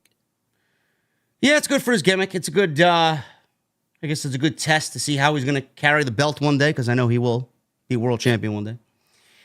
We go on to a vignette that aired with the Don Callis family, and it included video game street fight scenes thrown about this promo, this vignette. Omega also spoke, but as usual with AEW, I don't know why they do this. The sound of the music in the background is so fucking loud. I could not hear Kenny Omega speak in this promo or in this vignette. I don't know who's in charge of that, but my God, man, get a sound engineer and make sure the sounds are level and make sure the music is fucking underneath the vocals, please. I could not hear what Omega was saying here, but apparently the whole gist of this, it's a Sega video game that's coming out this week. And the match next week with Big Show and Ibushi, Jericho and Omega against the Don Callis family is a Sega-sponsored match, Jesse. Now, I was worried that after the last sponsored match, where we had fucking the chainsaw-wielding geek come out, Leatherface, I thought we were going to get something just as crazy, cringe, and garbage as that. So I'm glad to know that Tony Khan is not going to hire Sonic the Hedgehog and Dr. Robotnik to go out there and do some fucking skit during their match, maybe factor into the fucking finish, because the match is sponsored by Sega. Thank God. It's a double-edged sword for TK in that regard. Excuse me, because the loyal fans, they want AEW to get the big name sponsors and to become a bigger brand and stuff. But then when they do stuff like that, we're like, what the fuck are you doing? You say no to any sponsors at all? I mean, what the fuck is this? That's kind of. I'll make your money. Not you. That's WWE. Just make your money. They could go and do a fucking sponsor match. I don't give a shit if they do a sponsor match. Just don't incorporate whatever the sponsorship is into the fucking match. I don't want to. If you're sponsored by fucking Texas Chainsaw Massacre, I don't want to see some geek wielding a chainsaw in a mask. I don't. No. You're sponsored by Sega. I don't want to see fucking Sonic the Hedgehog or Tails. You know? I'm sponsored by Nintendo. I don't want to see It's me, Mario. No, I don't want to see that on my fucking television. No. Give me a break. Make your money. Just keep it away from my television. That's all. I agree. He's going to get an actual Yazuka for this one. What? That's the name of the game? I don't fucking know. I don't play these Japanese anime games. Is that the new Yakuza game or something? Yakuza. Yeah, Yakuza. I'm sorry. I mispronounced it. Sorry. Oh, okay. Yakuza. You play Yakuza? I've played it once. I played it like on the PS2 version. I have not played it since. Streets of Rage. It's like Grand Theft Auto. Like a big open world and lots of missions and stuff. It's a lot like Grand Theft Auto. Okay. It's actually not bad if you get into it. Yakuza. Yeah. The Japanese mafia. Kind of reminded me of Shenmue. You ever play Shenmue for the Dreamcast? Nah, I didn't play too many Dreamcast games. I didn't own one. Oh, man, Sega Dreamcast was fucking great. I missed the Dreamcast, man. When I fucking first loaded up Dreamcast and I put in Shenmue and NBA 2K, oh, God. It was the best looking fucking system I ever had, man. I've never bought a Sega system. I've been Nintendo all the way up into PlayStation, and then I've been PlayStation from there on. That's the same way I am now. PlayStation and Nintendo only. That's just me. Anyway, moving on. We got Renee Paquette interviewing Chris Jericho and Kenny Omega, teaming with Kota Ibushi, and can't wait to see that next week, man. Oh man, I'm gonna bring my cane in my fucking wheelchair next week to the podcast, man. Holy shit, This is embarrassing, man. When I go out and tell my lapsed wrestling fan friends to come back, watch AEW. Nah, I don't want to do that. Come on, man. It's the real wrestling is back. Okay, I'll check it out. Ric Flair, Big Show. All right, never mind. Well, it's the Big Show.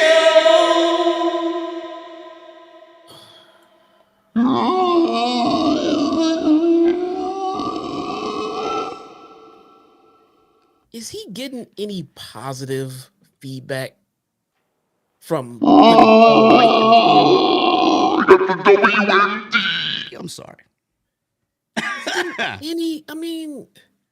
Is anyone saying this is a great idea? TK, you nailed this. Paul White out there with fucking Kenny Omega, and I mean, what? Yeah. Well, it's the shit show. I literally thought I was getting away from Big Show matches when I left WWE to only watch AEW, and here he is. Bro, the Big Show last week, man, looked like you ever go to a beer garden and it's a beautiful day outside. You had a couple of cold beverages in you, man. You go over, you play the fucking games they got there. You may get cornhole or you may get shuffleboard or something. You see the fucking big Jenga, right, that these beer gardens have. I swear to God, man, Paul White looked like a fucking huge game of Jenga about to fall over after you pulled one of the fucking blocks out. Man, that's what he looked like last week. Couldn't stand up straight, man. Ridiculous. Couldn't stand up straight. Looked the same way when we saw him in London, man. Just like this. Well, these guys like this, him, Mark Henry, Jeff Jarrett, the knowledge and the experience that these guys bring to a locker room is invaluable. You need guys like that backstage, not in the ring. Listen, man, I've already come to grips that I will never be invited back to a media scrum. I'm sorry. Clearly not, dude. I'm gonna have to have Andrew Baydala fucking sign up for us, man, to get us into World's End. Jesus Christ. I'm like, where's the Nassau Coliseum? I'm literally 20 minutes from the Nassau Coliseum, bro. Come on. I could walk there. You ain't getting invited, bruh. Not getting invited. Anyway, we got this skit here, or this backstage segment with Jericho Omega.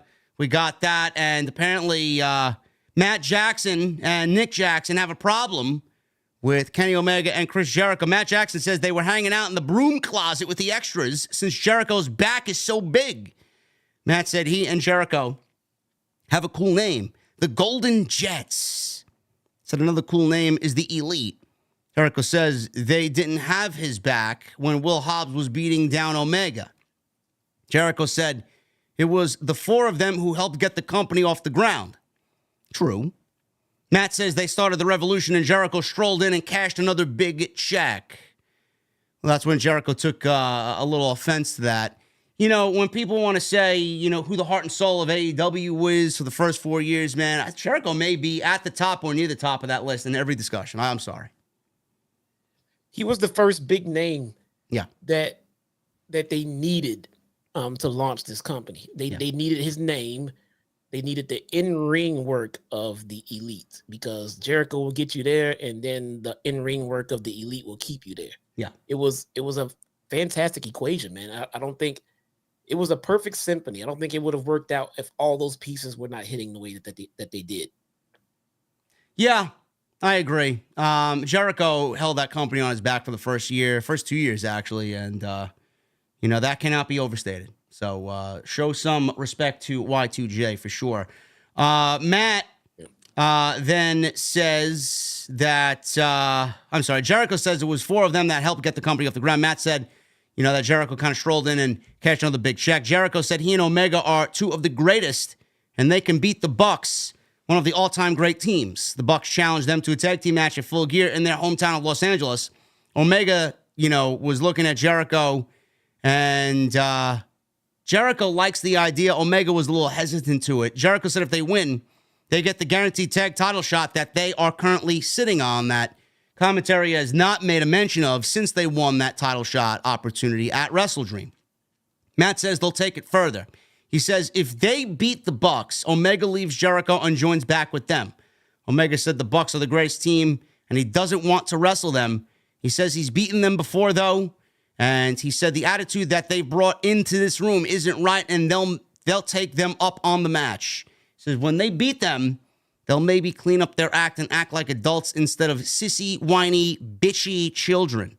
Omega said, see you in L.A. Jericho says, I got my own dressing room, by the way. And he walks away. I don't know what to think of this segment, man. I know the Bucks. You would think that with the Bucks getting a title opportunity, that Ricky Starks and Big Bill would be defending the titles at the pay-per-view against the Young Bucks. And they are still champions. And that's not the case now. So now we're going to the Young Bucks against Kenny Omega and Chris Jericho. I like that match better, but, I kind of feel like the Young Bucks, every time they're in this limbo, and we talked about this limbo last week, I feel like when they're in this limbo where they don't really have a clear direction, or they don't have any direction at all, they go back to what they usually do, and it's almost like inner turmoil within the Elite or inner fighting within the Elite. It's like, how many times have we seen this story? Them being upset like this, and then, being upset with Adam Page, and being upset with Omega, and whoever else is in the fucking group. I mean, it's the same shit. Yeah, this time, though, a heel turn was absolutely necessary, because coming off the Punk drama, they were not getting cheered as baby faces anymore. Yeah. So it was definitely the right call to turn the Bucks heel and just double down and go in on the heat, because they can't go out there and smile and be baby faces when you get, and I don't even think it's a majority. I mean, I would say it's less than half of the fans are booing them, but that's too many. You're a baby face. You can't have half the crowd booing you. So go heel. Yeah, I think the match will be fine. I'm glad that they found something to do for these guys on the show. But, with Jericho and Omega feuding with the Don Callis family, and now they're doing this match, I kind of feel like, what they really should be doing at the pay-per-view is wrestling the Don Callis family. That's just the way that I see it. Meanwhile, It seems like we're going to get the blow off to the Don Callis family story, next week on Dynamite and then go into the Young Bucks match. I feel like it should be the other way around. I feel like this should be the sub story and the main story should be the Don Callis family. I feel like it's the other way around. Yeah. I feel like the tag team champions aren't really the tag team fucking champions either. Yeah. I don't know what's going on there. They're just holding the titles. Don't know what's going on there. I don't know what happened to the tag team division, really. Again, Nope. Creative is just all over the place, man. Don't really have a lot of faith in the creative team and the creative direction the last couple of weeks. You may think differently in the chat or anybody watching me. I just don't feel like it's the same. I don't know what the fuck happened, man. There's a lot more criticisms, and rightfully so. They're all warranted. I'm not criticizing AEW because no. I prefer Triple H like people tend to think. No, I prefer good wrestling. And I prefer things to make sense. And if they don't make sense, I'm going to talk about them because that's what a podcast does.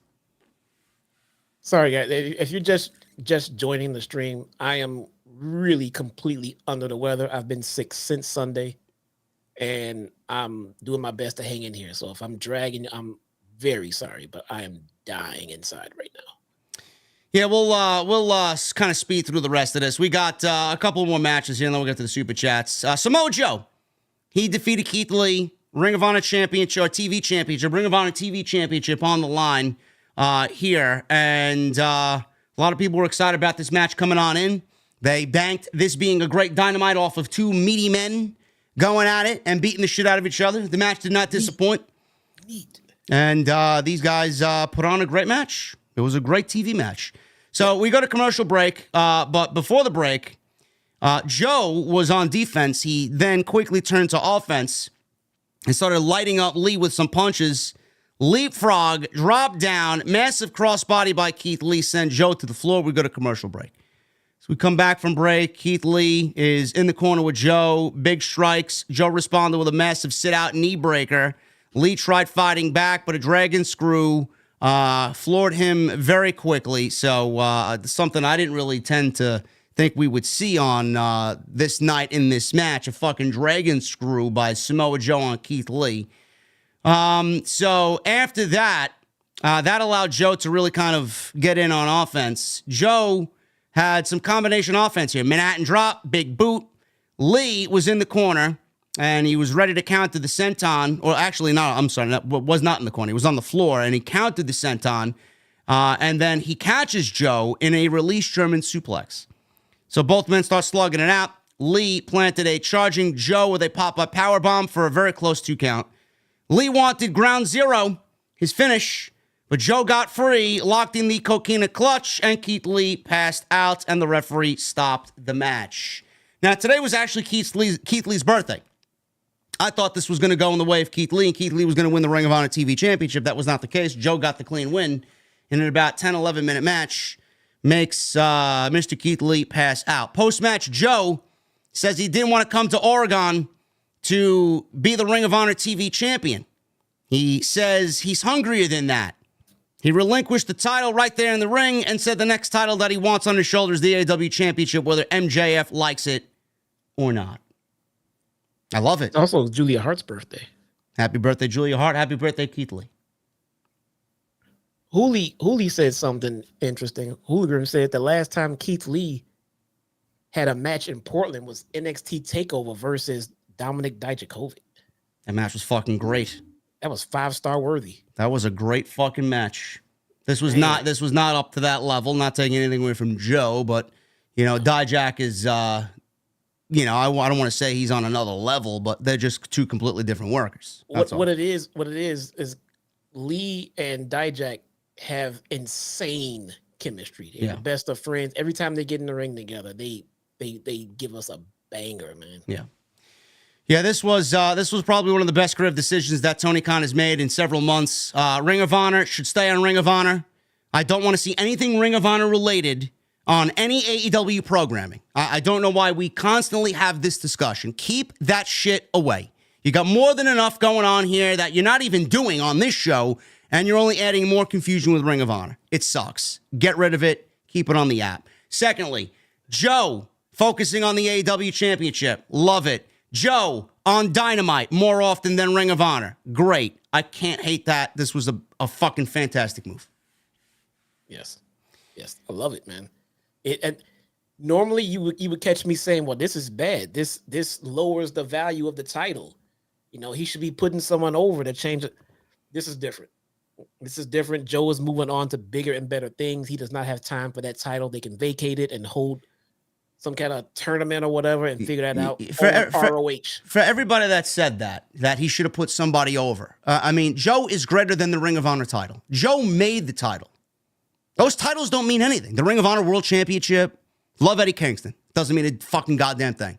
Though any of those titles on that brand don't mean shit. Athena is greater than the Women's Championship. Joe is greater than the TV Championship. So I would much rather both of them relinquish the championships and move on to something else. Because Joe, why do you want to beat him now when he's going to be in contention for the World Championship? I don't get it. And what is Keith Lee going to benefit from beating Samoa Joe? Keith Lee, he's fucking dead to rights. The fuck is he going to benefit from beating Samoa Joe? Yeah, agreed. Orange Cassidy backstage with Hook. Cassidy said Jon Moxley's the only person he's thought about ever since Moxley left him in a pool of his own blood at All Out. Cassidy apologized for picking up the pieces, not of Rey Fenix, but of the international title that Moxley dropped. Cassidy needs to beat Moxley in order for the international championship to be whole, and he knows he will do that he will do that at Full Gear. Should be a great match. But Orange Cassidy's not walking out with the championship. Jon Moxley is going to win that championship back. I don't know, man. TK really likes Orange Cassidy. Moxley was hurt. He was never supposed to drop the title in the first place. It seems like Tony Khan just may go back to the original plans. I hope so. Yeah. I hope so, but I don't know. I don't know, man. The Guns. Job match against the Bollywood Boys. 310 to Yuma within seconds. That was basically it. Now, this absolutely should have been left off the show. I don't know why this was on the show. They just cut a post-match promo anyway where they called out MJF and called him a liar. I don't know why we just didn't get the promo. Yeah. We had a lot of Gun Club today. We did not need this match at all. Yeah, they called MJF a liar who has been lying to the fans for years, which isn't something a generational talent does. They ran down their resume, called themselves generational talents. Austin called MJF an embarrassment and said at Full Gear, the Ring of Honor tag team titles go into the hands of a real tag team. And then they did their guns up. We got 2 words for you, guns up. Who is MJF's partner going to be? That's the tease. Apparently Samoa Joe's been following him around all show. He wants the AEW championship, so I think he's going to keep his nose close to wherever MJF is. He gave up 1 Ring of Honor championship, Jesse. Does it make sense for Joe to team with MJF and help him defend the Ring of Honor tag team championships? Would that make Samoa Joe a de facto Ring of Honor tag team champion? I don't know, but I do know that Joe trying to get next to Max while also being very clear that he wants his damn title is interesting TV to me. Yeah. Max has nowhere else to turn to. And Joe is a killer. You bring in Joe, you win. Yeah. You win. So does that complicate matters? Does Joe now say, well, that title's mine. You can fuck off with this Adam Cole shit. Yeah. It's my title. Yeah. It makes an interesting dynamic. I want to see where this goes. Moving on. We got Moxley and Yuta. They basically called out Orange Cassidy and Hook. Moxley questions the examples he'd be setting for Yuta if he doesn't beat the piss out of Orange Cassidy. Moxley issued a challenge next week for him and Yuta against Cassidy and Hook. Yuta said Hook has messed with the wrong crew and he'll see Hook in Cali. So expect that match to be official soon for Full Gear. So we got Wheeler Yuta versus Hook. Sounds like a buy-in match. Yeah, it really does. Now the match itself, I could see that making the pay-per-view. Yeah. If it had actual build to it. Yeah. Because the match should be fine. Hook is coming along very, very nicely. As a matter of fact. So, I like the pairing of Hook and Cassidy. Yeah. Yeah. I like the pairing of Hook and Jungle Boy, but me too. But that went nowhere. We gotta see where is he gonna go when he comes back? Cry me a river, bro. Pretty much, man. Pretty much. Maybe he's the devil. Maybe he's a part of the devil's camp. I think making Jack the devil skyrockets him up to the top of the totem pole. But is he a believable devil though? That's the thing. That's the thing. Who's following him? Who's doing this stuff for him? That would be the bigger question for me. I don't know. Oh, we didn't get any Christian Cage on our TV tonight. No. Oh, I'm so pissed. No. I don't mind it. No, I want him every fucking night. Every night. We got a video package of Wardlow, though. Oh, yeah. Wardlow training, saying the first 3 years in AEW, a foot was constantly on his back, holding him down, making him feel worthless. MJF won't know where or when, but when MJF realizes it, it'll be too late, as the days of the devil ruling over AEW are coming to an end. Is Wardlow the devil? I think Wardlow is talking too much right now. You know, there was a huge guy in that beatdown of Anthony Bowens, man. I thought it looked like someone that could fit the description of a Wardlow. I thought it might have looked like Big Bill, to be quite honest with you. I'm going to put this out there for everyone in the chat, because I know there's people in the chat that said this on Twitter, as they take pictures of the people in this segment and try to compare them to the likeness of people that we know. Again, guys, the people behind those masks are not necessarily going to be the same people when the reveal comes. No. They're just placeholders. Yeah. People are like, oh, look, this looks very similar. Look at this head shape and arm. They're just there to fill in bodies. When the actual people get revealed, then we'll see. But just because it looks similar, you might be right on who it is based on your similarities, but that's not necessarily who it's going to be when the reveal comes. No. Placeholders. Yep. It's like you go to a bodega and they got the whole fucking menu laid out on the counter. It's fake food. Yeah. You know? It's like a display. It's a display of what the actual meal is going to look like. Yep. Come on. Anyway, Wardlow, I know he's going to be a part of the MJF story.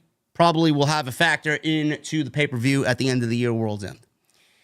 Julia Hart, she beat Red Velvet, and Red Velvet was making her return after being away for almost a year. Julia Hart celebrating her 22nd birthday.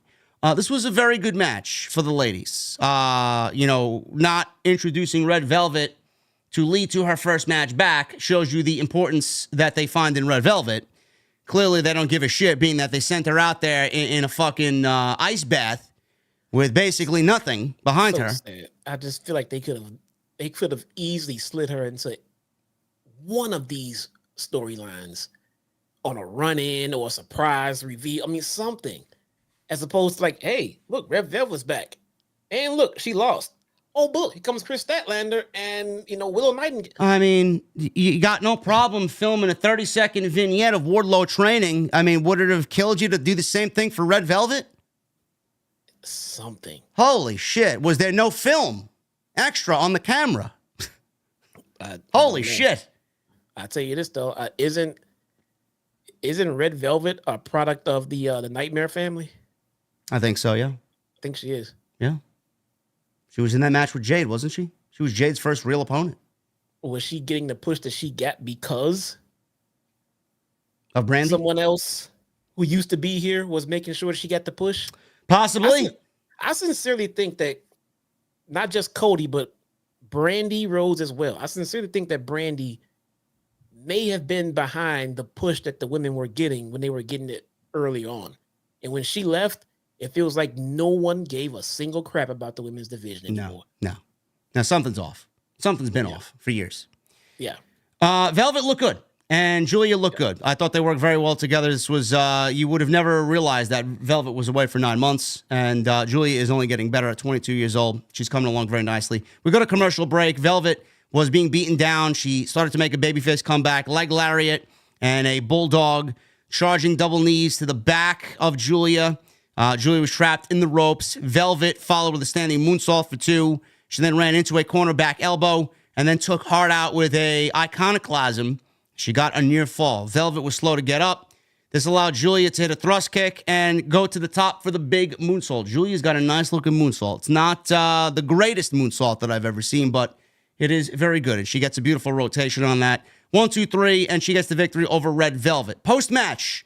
Well, everybody's moonsault can't be as good as Charlotte's, bro. Who? Just saying. She's got the worst moonsault. What? That's crazy. Right now, Tiffany Stratton's got the best moonsault in the business. I haven't seen it yet. I think the chat agrees. Post-match, Julia Hart locked on Heartless. This was the end of the match, and Sky Blue hit the ring. Had a face-off with Julia until Chris Statlander and Willow Nightingale joined. Nightingale helped out Velvet, while Statlander stared down Hart, who just left. She looked at Sky Blue, and she looked in her eyes to make sure everything was all right, and then she walked away. What the fuck are we doing?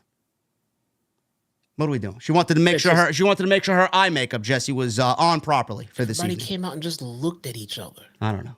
Building absolutely no tension or heat whatsoever. Yeah. This was just a complete waste of time. I don't know, man. I don't know what we're doing with Sky Blue. It seems like they're doing maybe a possible TBS champion Sky Blue run. I don't know. Why was Chris Statlander not out there in a more predominant role in this segment? She just came out. She looked great. Came out and stared, and then she went back. I don't know what we're doing. I wish I could tell you. She beat Jade. Yeah. That seems like forever ago. RJ City was backstage, and he said, "We may have heard rumblings, and they're true." And he's honored to introduce AEW's newest signing, Mariah May, who walks in and she says she's so excited to be in AEW. Great. Who the fuck are you? RJ asked her plans and goals, and May said she's a big fan of RJ City's work with Tony Storm. May said Storm is the reason she's in AEW, as RJ lets her know Storm just left. But next week, he'll introduce her. May was ecstatic, kissed RJ, and then thanked him. I wish this would have been a much bigger introduction for May, like I said earlier in the show. But, everybody's going to have their own fucking feelings on this. I thought the introduction could have been done way different instead of just fucking, here you go, here's Mariah May. No vignette. Maybe a vignette with Tony. Maybe something kind of integrating her into the whole Tony Storm act first, subtly, not really knowing who she is. Like, I did not like this. Well, I don't give a fuck where the story's going. I did not like this. So I called her a bimbo earlier in the show. It looked like she came off as a bimbo, and I saw someone giving me crap for calling her a bimbo. So I went to Mariah's Twitter profile and looked it up. Look at the pictures on her profile, and I will double down on my bimbo assessment. Okay. She's a Barbie doll, bro. She looks great. She looks fantastic. You know who else looked great? Sable. Looked fantastic. Yeah. Now, people say she can work, and look, if I know people in this chat knows what good wrestling is, for the most part. If they say that she can go, and plus the people that I heard from tonight say that she can go, I believe she can go. But I just think she was delivered in the wrong manner. I thought she was delivered in the wrong manner, too. I don't give a shit what anybody says to defend it. Yeah. Could have been done better. We'll see what happens next week, though. She's obviously going to be integrated with Tony Storm. I would have absolutely debuted her full gear and helped Tony Storm win the championship. Boom, introduction. The fuck's she going to do on her own? I don't know. I agree. Maybe, what the fuck do I know, man? I'm a fucking podcaster on YouTube. What the fuck do I know? What do you know? Anyway, main event. Jay White, the fake world champion.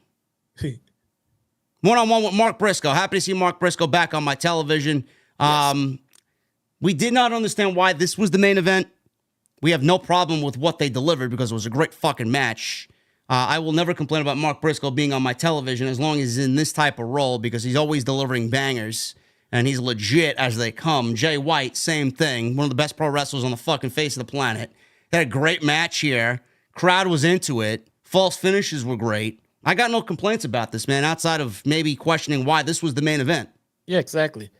I love, Mark Briscoe too. I just don't think I'm not going to say he's not ready for a main event spot in Dynamite. I'll say he hasn't been doing anything to be pushed to the main event spot of Dynamite as of late. He's been hurt, if I'm not mistaken. So, I don't know.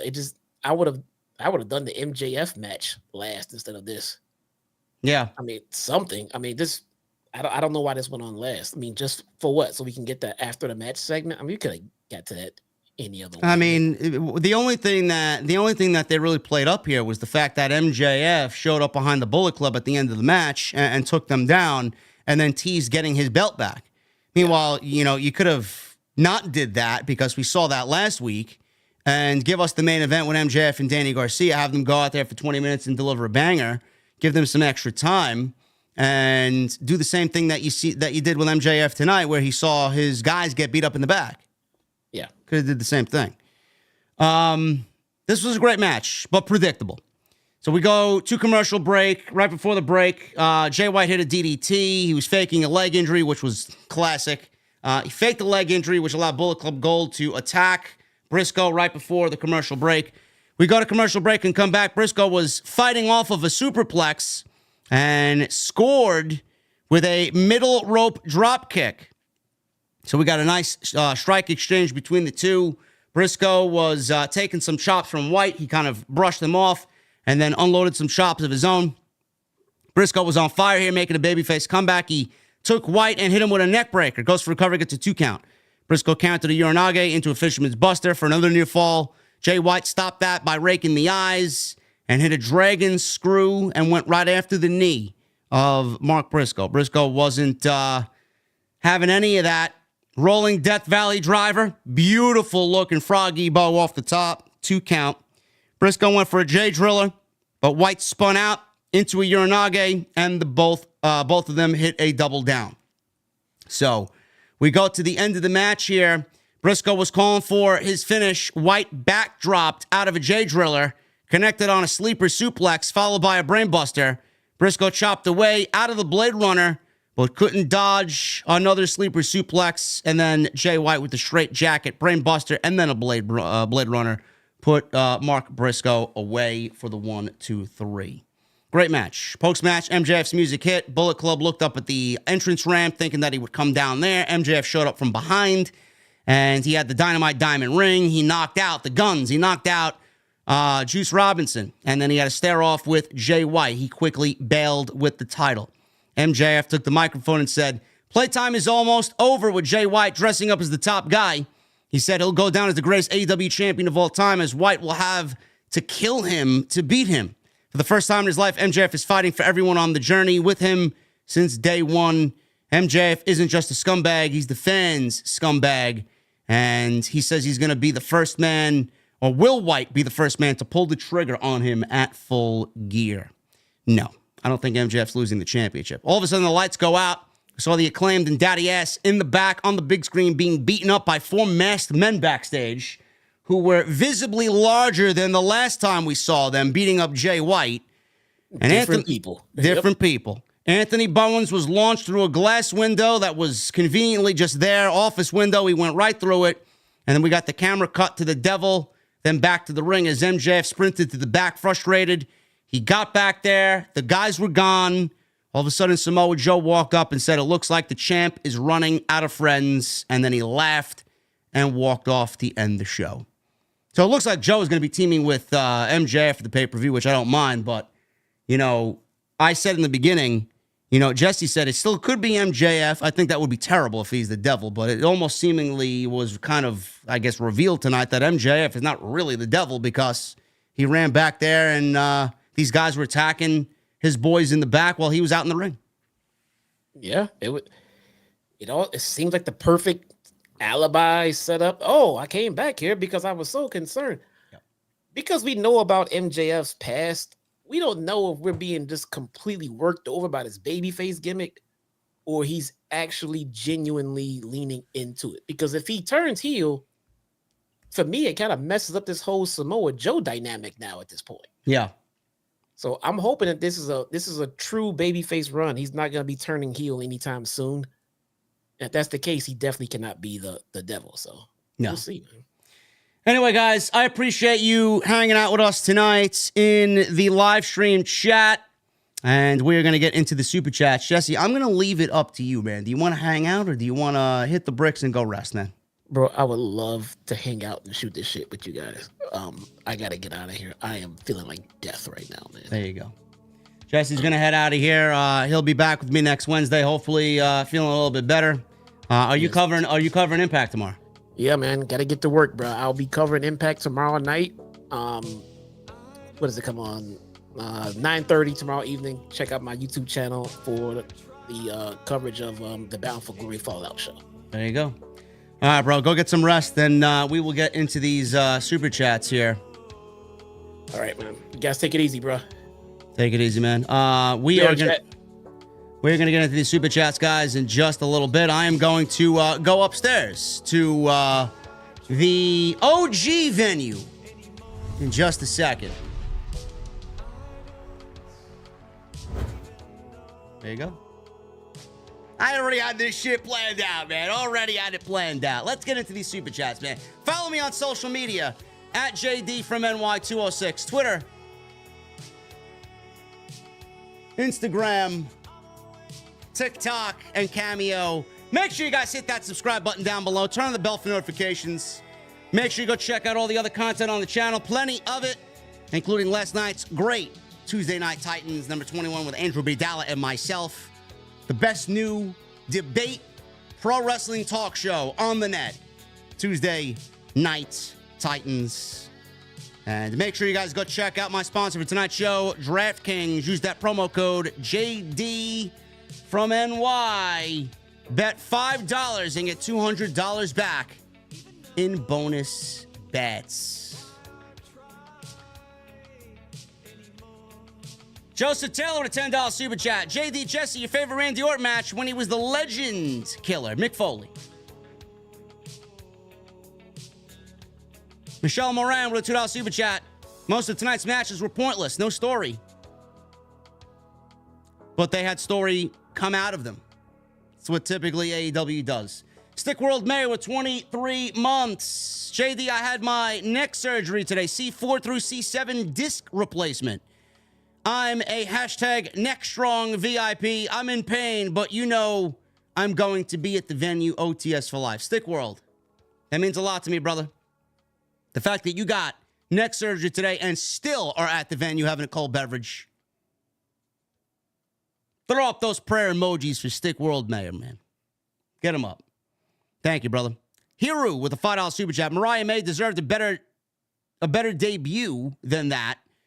Her work in Stardom was flawless. If TK books her right, she's immediately a top star rooting for her. You're not the only one that feels that way, man. Tony Brown with a $4.99. JD, I would definitely eat Red Velvet's cake batter. Whoa. Tony Brown, take it easy, Tiger. Easy with 9 months. Didn't watch Dynamite tonight. I'd rather watch the best duo in the IWC, JD and Jesse. I hate what AEW is turning into. TK needs to wake up fast.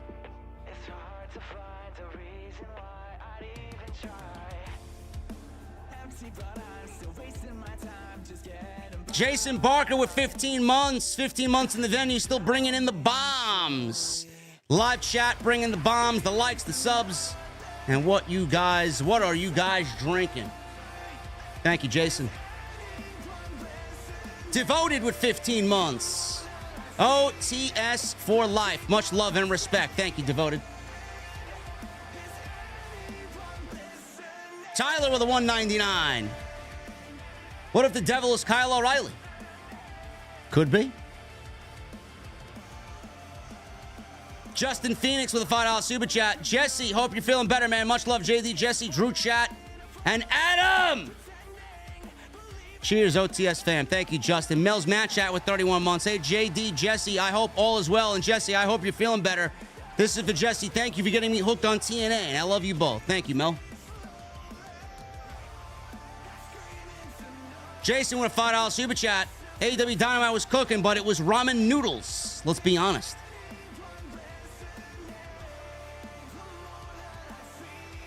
Fixes a bind with a 20 and a 5. I was going to say fixes a blind. Fixes a bind. I can't stand locker room drama. I can't enjoy the product until the appropriate people are fired. Even when I was a kid in the 90s, if we didn't have that locker room leader, I couldn't watch. Jesse knows what I'm talking about. I can't watch wrestling unless the locker room is cohesive. I need a locker room leader. Otherwise, I'm really soured on the product. Who exactly is that in AEW? I would say MJF. At 26 years old, 27 years old. Obviously, you got Roman Reigns on the WWE side of things. Frank Morano with a $20 super chat. Personally, call me crazy, but I would love to see MJF bring in Hammerstone if he gets his MLW release and Richard Holiday to help him with the Devil. Those are his original buddies. Old callback, but I think it could work. You're really playing into the indie market with that one, man. How many people know about that?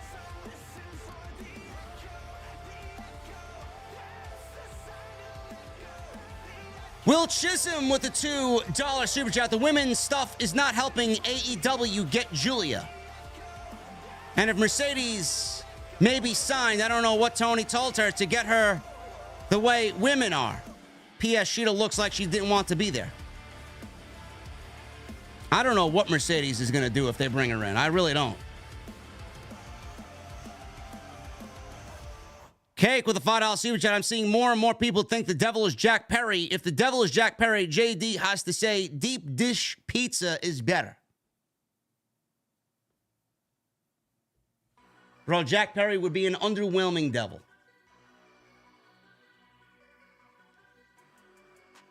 Cake with a $5 super chat. Thank you, brother. Peter Gaymore with a $2 super chat. What's up, JD? Just pre-ordered the Gyarados EX Premium Bundle. I didn't know that was a thing. I have to look into that, Peter Gaymore. Thank you for the heads up, man. Pokemon content is red hot on the second channel, man. Go check that out. I opened some packs today for a video tomorrow. Pulled a $70 card from the new set Paradox Rift, man. I may actually do another video tonight. Billy Sizane with a 20. JD and Jesse, you guys are the best. Happy Veterans Day to my brothers and sisters that I did overseas. Always remember us. God bless USA. Thank you, Billy. And God bless you, my brother. Sheed Black with a $9.99. Swerve is now better than Scotty Flamingo. If you know, you know. J Ray with a $10 super chat. Everyone in the IWC knows that Full Gear is going to be an absolutely amazing show. So who actually cares about the weekly TV product? Sarcasm. LOL. AEW will eventually get their creative together. I hope so.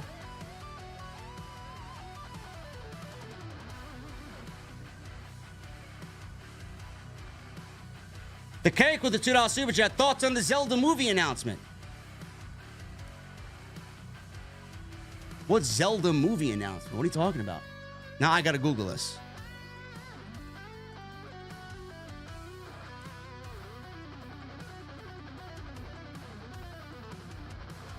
Zelda, Nintendo developing Legend of Zelda video game into live action film.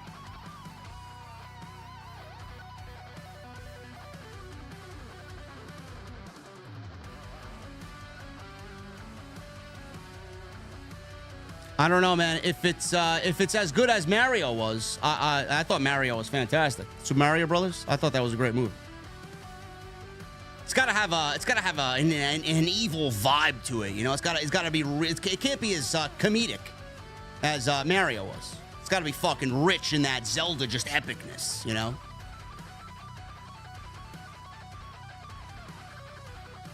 Sheed Black with a $4.99. The Sega Dreamcast is one of the best systems ever. Sonic Adventure 1 and 2, NFL 2K, NBA 2K, Power Stone 1 and 2, etc. I love the Dreamcast. Cake with the $2 super chat. The Bucks are leaning into the criticisms. Heavy. Sheed Black with the $4.99. Jericho was just coming off the list. He was hot.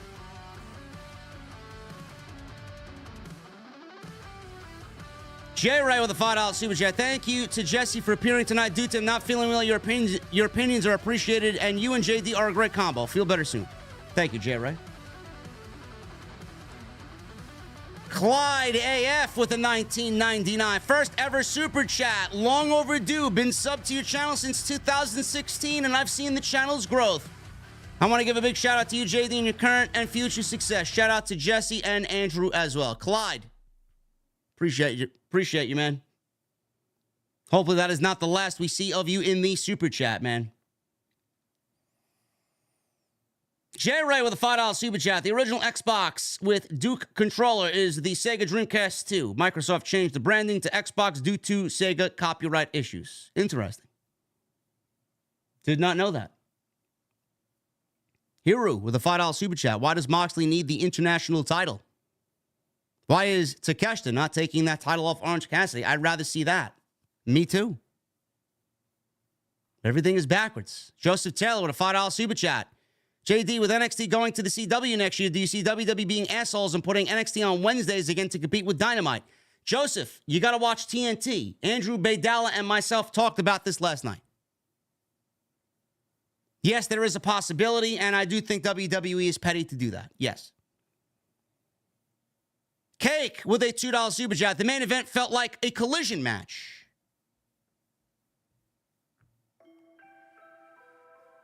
Collision is awful. Show has not felt the same since you know who left. Sue Childress with a $5 super chat. JD, we appreciate everything you do. You, Drew, and Jesse, keep up the good work. Love your play-by-play of all wrestling shows. Thanks. OTS forever. Thank you, Sue.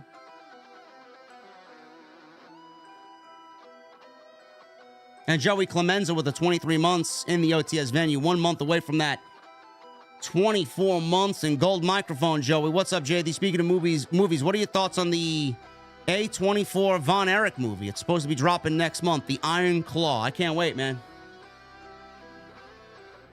Very interested in that. Guys, thank you so very much for all your support on the podcast tonight. Jesse and I had some great discussion. Thank you guys for making us number one in the community. We had 1,900 people in here at one point. You guys are great. Tomorrow, I'll be back with the news. As always, right here on Off the Script. We got something coming on the second channel as well. Make sure you guys go and hit that subscribe button over there. Link is down below in the description of this video. Follow me on social media at JDfromNY206. Twitter, Instagram, TikTok, and Cameo. Hit that subscribe button over on this channel down below. Turn on the bell for notifications. Go check out DraftKings, DraftKings.com. Download the app. Use that promo code JDfromNY. Bet $5 and get $200 back in bonus bets. And again, go check out all the other content on the channel. Plenty of it for you guys to get caught up on. Thank you for a great stream, guys. AEW, good show tonight. Not the best, but good show. Built towards some things. Cliffhanger ending as we continue on to Full Gear. And I'll see you guys tomorrow right here in the sub box with more news right here on Off the Script. I'll see you guys later.